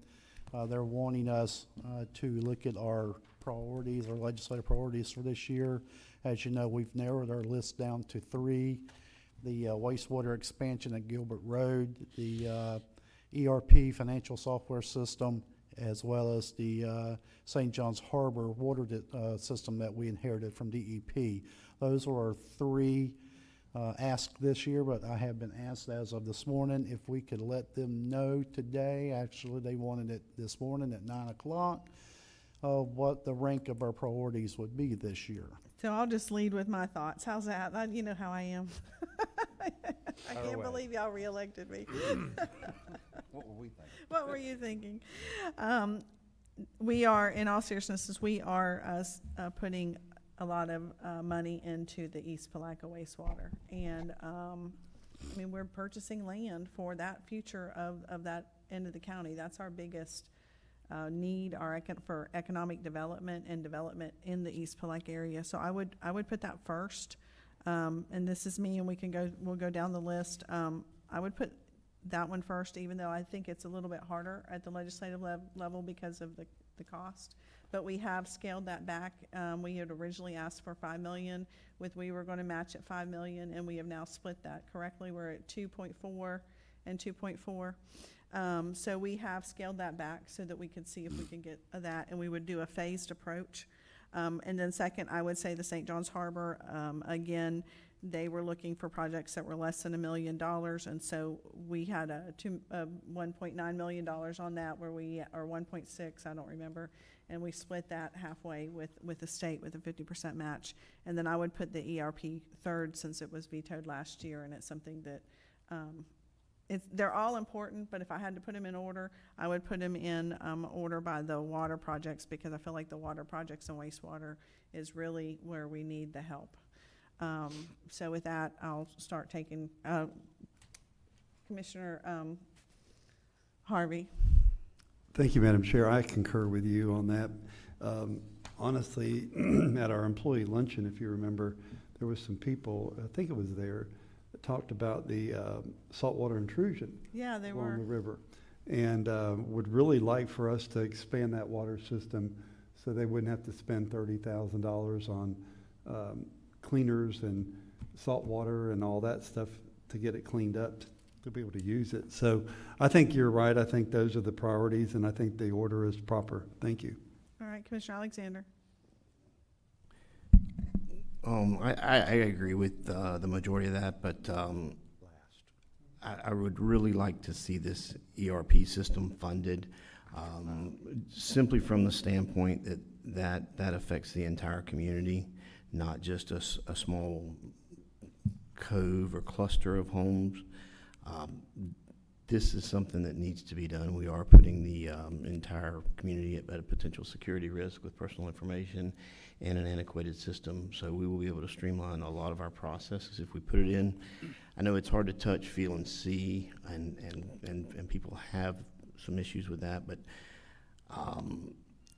there were reasons that it was vetoed last year, and I think that we have a better shot of pushing that through this year. And I also have questions regarding the impact fees, and what portion of those can we use for the water treatment plant, and helping to pay for a portion of that and not allocating our state funds if we can collect it from the developers as they come in, and they can fund their development, not us. Oh, that was the whole purpose of us putting those impact fees in. However, they won't come if the infrastructure's not there. So that's sort of the challenge that we have. Well, it's yeah. not sort of, it is the challenge we have. I understand that, but we're not even at, what are we at, 50% or 60% of the capacity? So we have the ability to carry a large portion of the proposed development now to collect some of that fundage to help fund some of the expansion for that plant. And as it would grow, I want to make sure we're saying that correctly, because I think what we have is we might have that today, but then we have promised out or have contractually out to finish Is that right? Am I? That is correct. Correct, and we'll collect an impact fee from each one of those homes. No. No? You gotta remember your impact fee inside that waste or septic to sewer phase 4 is, we can't impact ourselves. So that was the part of the stipulation with the government contract, is we can't. And those numbers are not in that 50 to 60% we're running today. So that number is going to, so when that comes online, we're probably gonna be somewhere, because we have to consider all of it in that original number. So that's gonna put us in that 80% when we get done with that one. So we're kind of at that breaking point where we're going to have to expand. So I don't know that we're gonna have a lot of room for an impact fee inside that zone. Okay, so would that include the potential D.R. Horton development near Hastings? We potentially could take on a portion of that. I don't know. It's all depend. We haven't seen their phasing numbers, right? How many are they going to bring in phase 1, and how many are they going to build out the first? Can you take in a few? Maybe. I don't know. But I mean, you're not going to pay for an expansion of that plant at a singular phase in a D.R. Horton. That's not going to happen. No. So when we had the initial discussion, I thought that we had the capacity to carry the potential mobile home park and the D.R. Horton Park, one or the other, based on the existing capacity. Scott's still here. I don't think we do. Scott, come up, if you don't mind, would you step up, Mr. Knowles, and just kind of explain the numbers that you've got committed out already to DEP? Yeah, because we just got the approval for that additional septic to sewer, the finalized approval a couple months ago, so it's kind of up in the air at that point. So I get what you're saying. So right now, what I have committed to the plant, if everything connects, and including our septic to sewer phase 4, it will put us close to 90% of capacity. Okay. That gets in that little target area that DEP looks at, that when you're starting to get in 90%, they're really reluctant to let you start allowing more connections on, because you're going to go over capacity pretty quick. Oh, absolutely, and so, you have nothing in there for redundancy. So with that, I could probably, just working the numbers around, I might be able to get as many as 40 homes of the D.R. Horton, and that's pushing it. That's nothing. Okay, yeah, so I wasn't clear on that.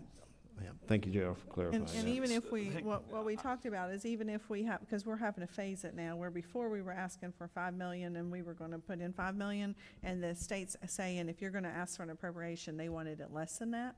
So with that being, that puts it out further. And so, I mean, if you're in agreement, then I think we can still keep East Palatka wastewater 1, and then we can move your ERP to 2.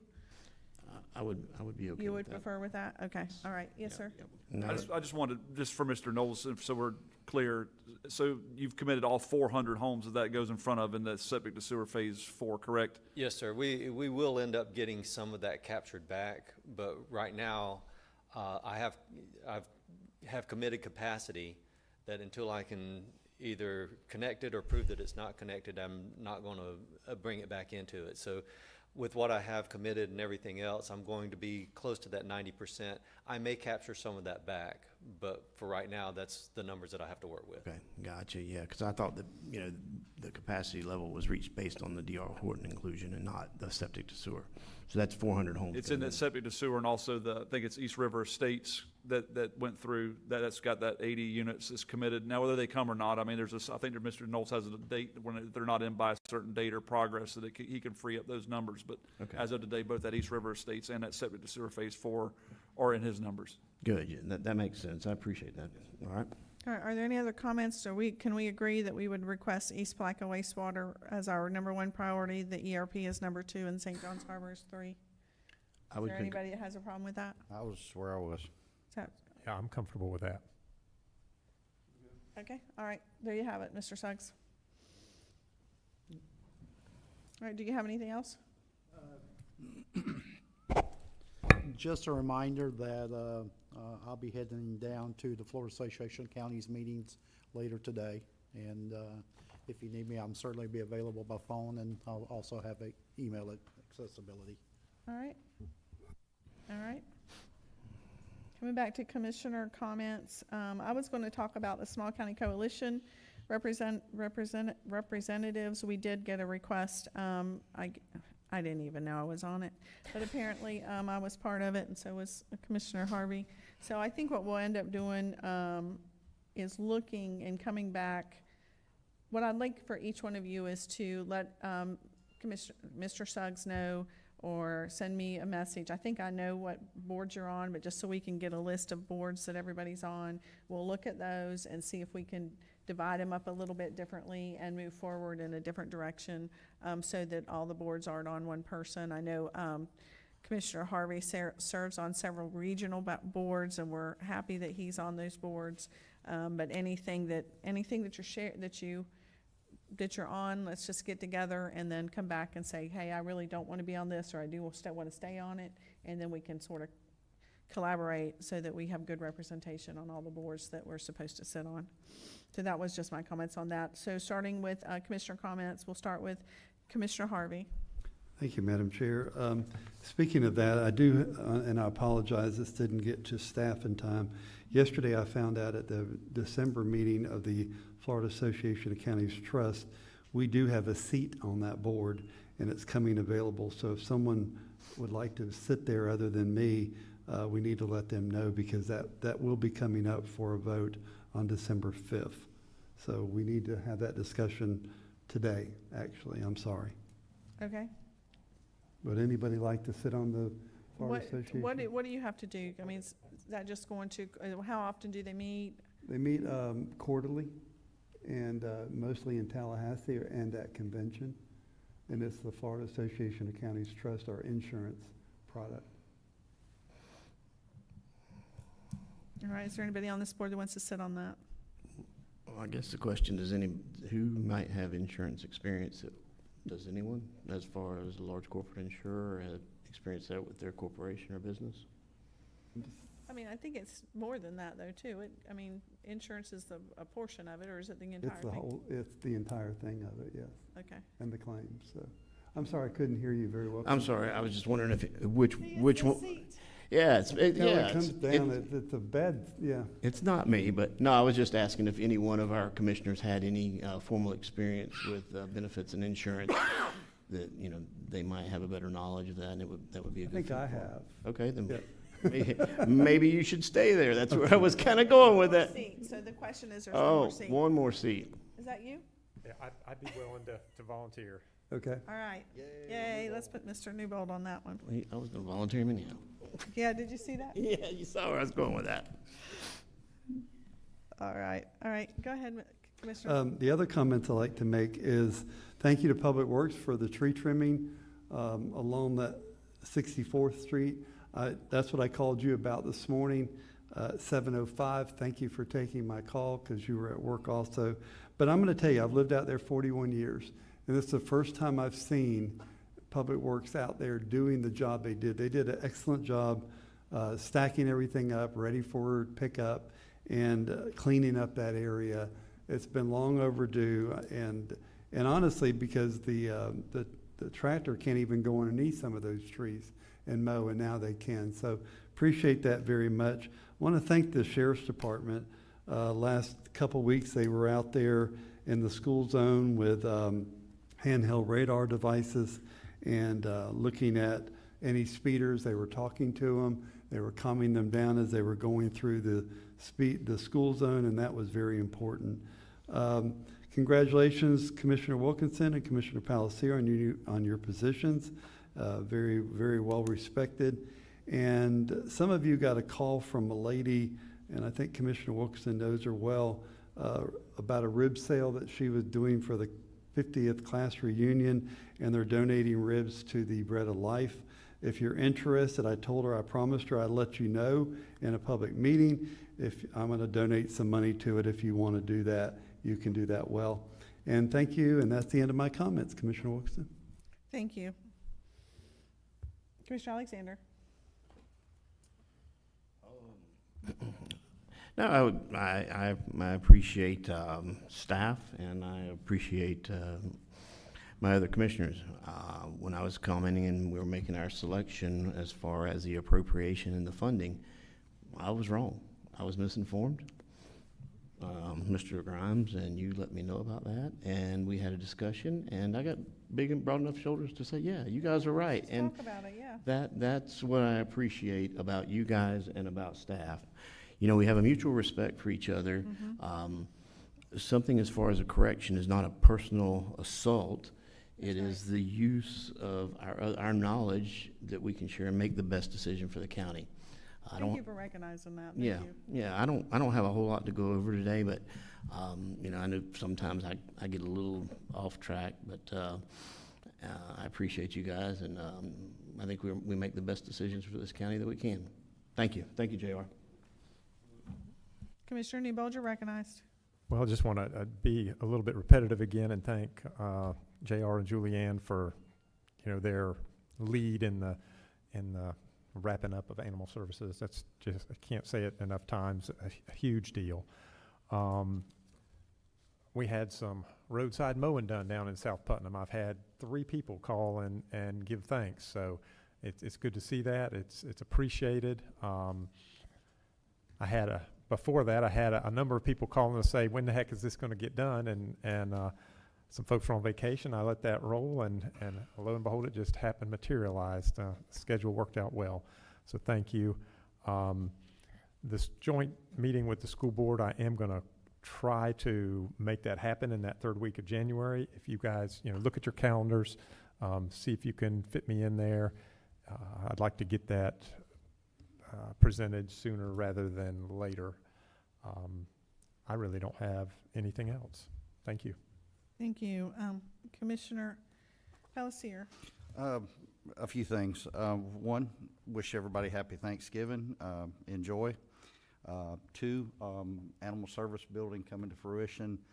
Many years of hard work and planning, and that started back when I was here, maybe even before 2012 originally, but many other commissioners were involved, and thanks to all of them for their leadership and guidance in making this thing come to fruition. And we have a beautiful facility that we can all be very proud of. I want to thank the board for my position of vice chair. I really appreciate the confidence that you've instilled in me, and I will do my best to make you proud and not take you down a bad dirt road. I would like to echo what Commissioner Alexander said earlier about your leadership in the first year of being here, when I was here. I think we're on the right track. I think we're going down in a good way that is going to benefit Putnam County and take us to greater heights and broader views. And I wholeheartedly support your chairmanship, and I'm behind you all the way to the finish line. I have a proclamation I'd like to read into order that in Putnam County there will be no dieting from now till mid-January, and I would like to see that put into place. So, y'all, anybody want to second that one? Okay, thank you very much, Madam Chair. Commissioner Alexander, did you have something else you wanted to say? Oh, no, I'm hungry. Okay, all right, you're hungry.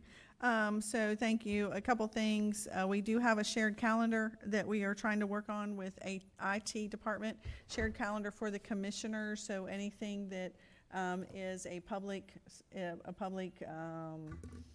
like any public events that are open to the public that we would want to potentially attend, like a ribbon cutting or like something like that, so that everybody's getting noticed. All the commissioners are getting noticed, because we do have a very active board and we do want to be as participatory as we can. Look at me with a big word. And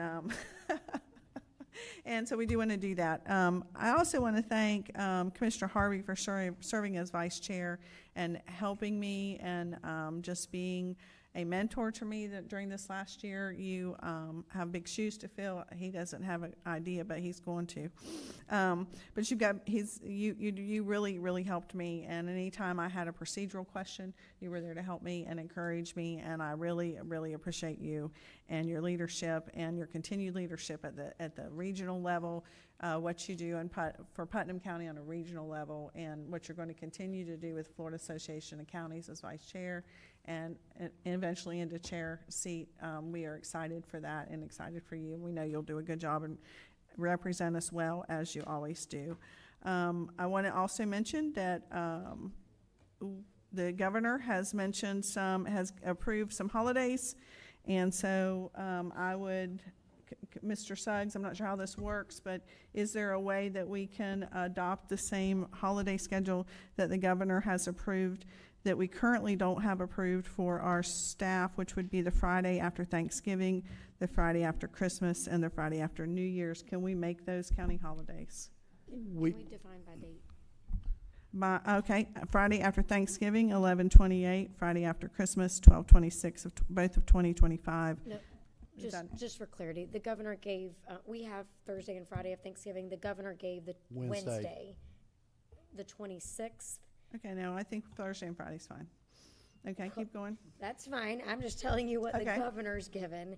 So the governor gave November 26th, December 26th, and January 2nd. Okay, so what we're missing on our calendar is December 26th and January 2nd, and the day before Thanksgiving. That'd be correct. But he's not giving out, we already have Christmas Eve. Yeah, right. So that adds on to the state and local holidays that we already have designated. So that's what his additions were.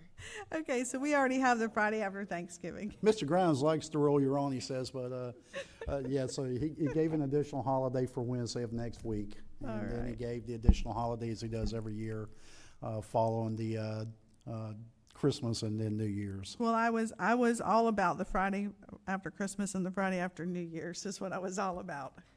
So are we good with that? Is it just a board approval? How does that work? That would be very nice because that gives us plenty of time to put all of our services in place to make sure that those additional days won't affect our citizens in any way. So that would be fine. All right. Sorry, I totally botched that up. But Hey, we're getting excited over here with the potential of Wednesday. So Hey, we just rehired you and you're already screwing up. I know.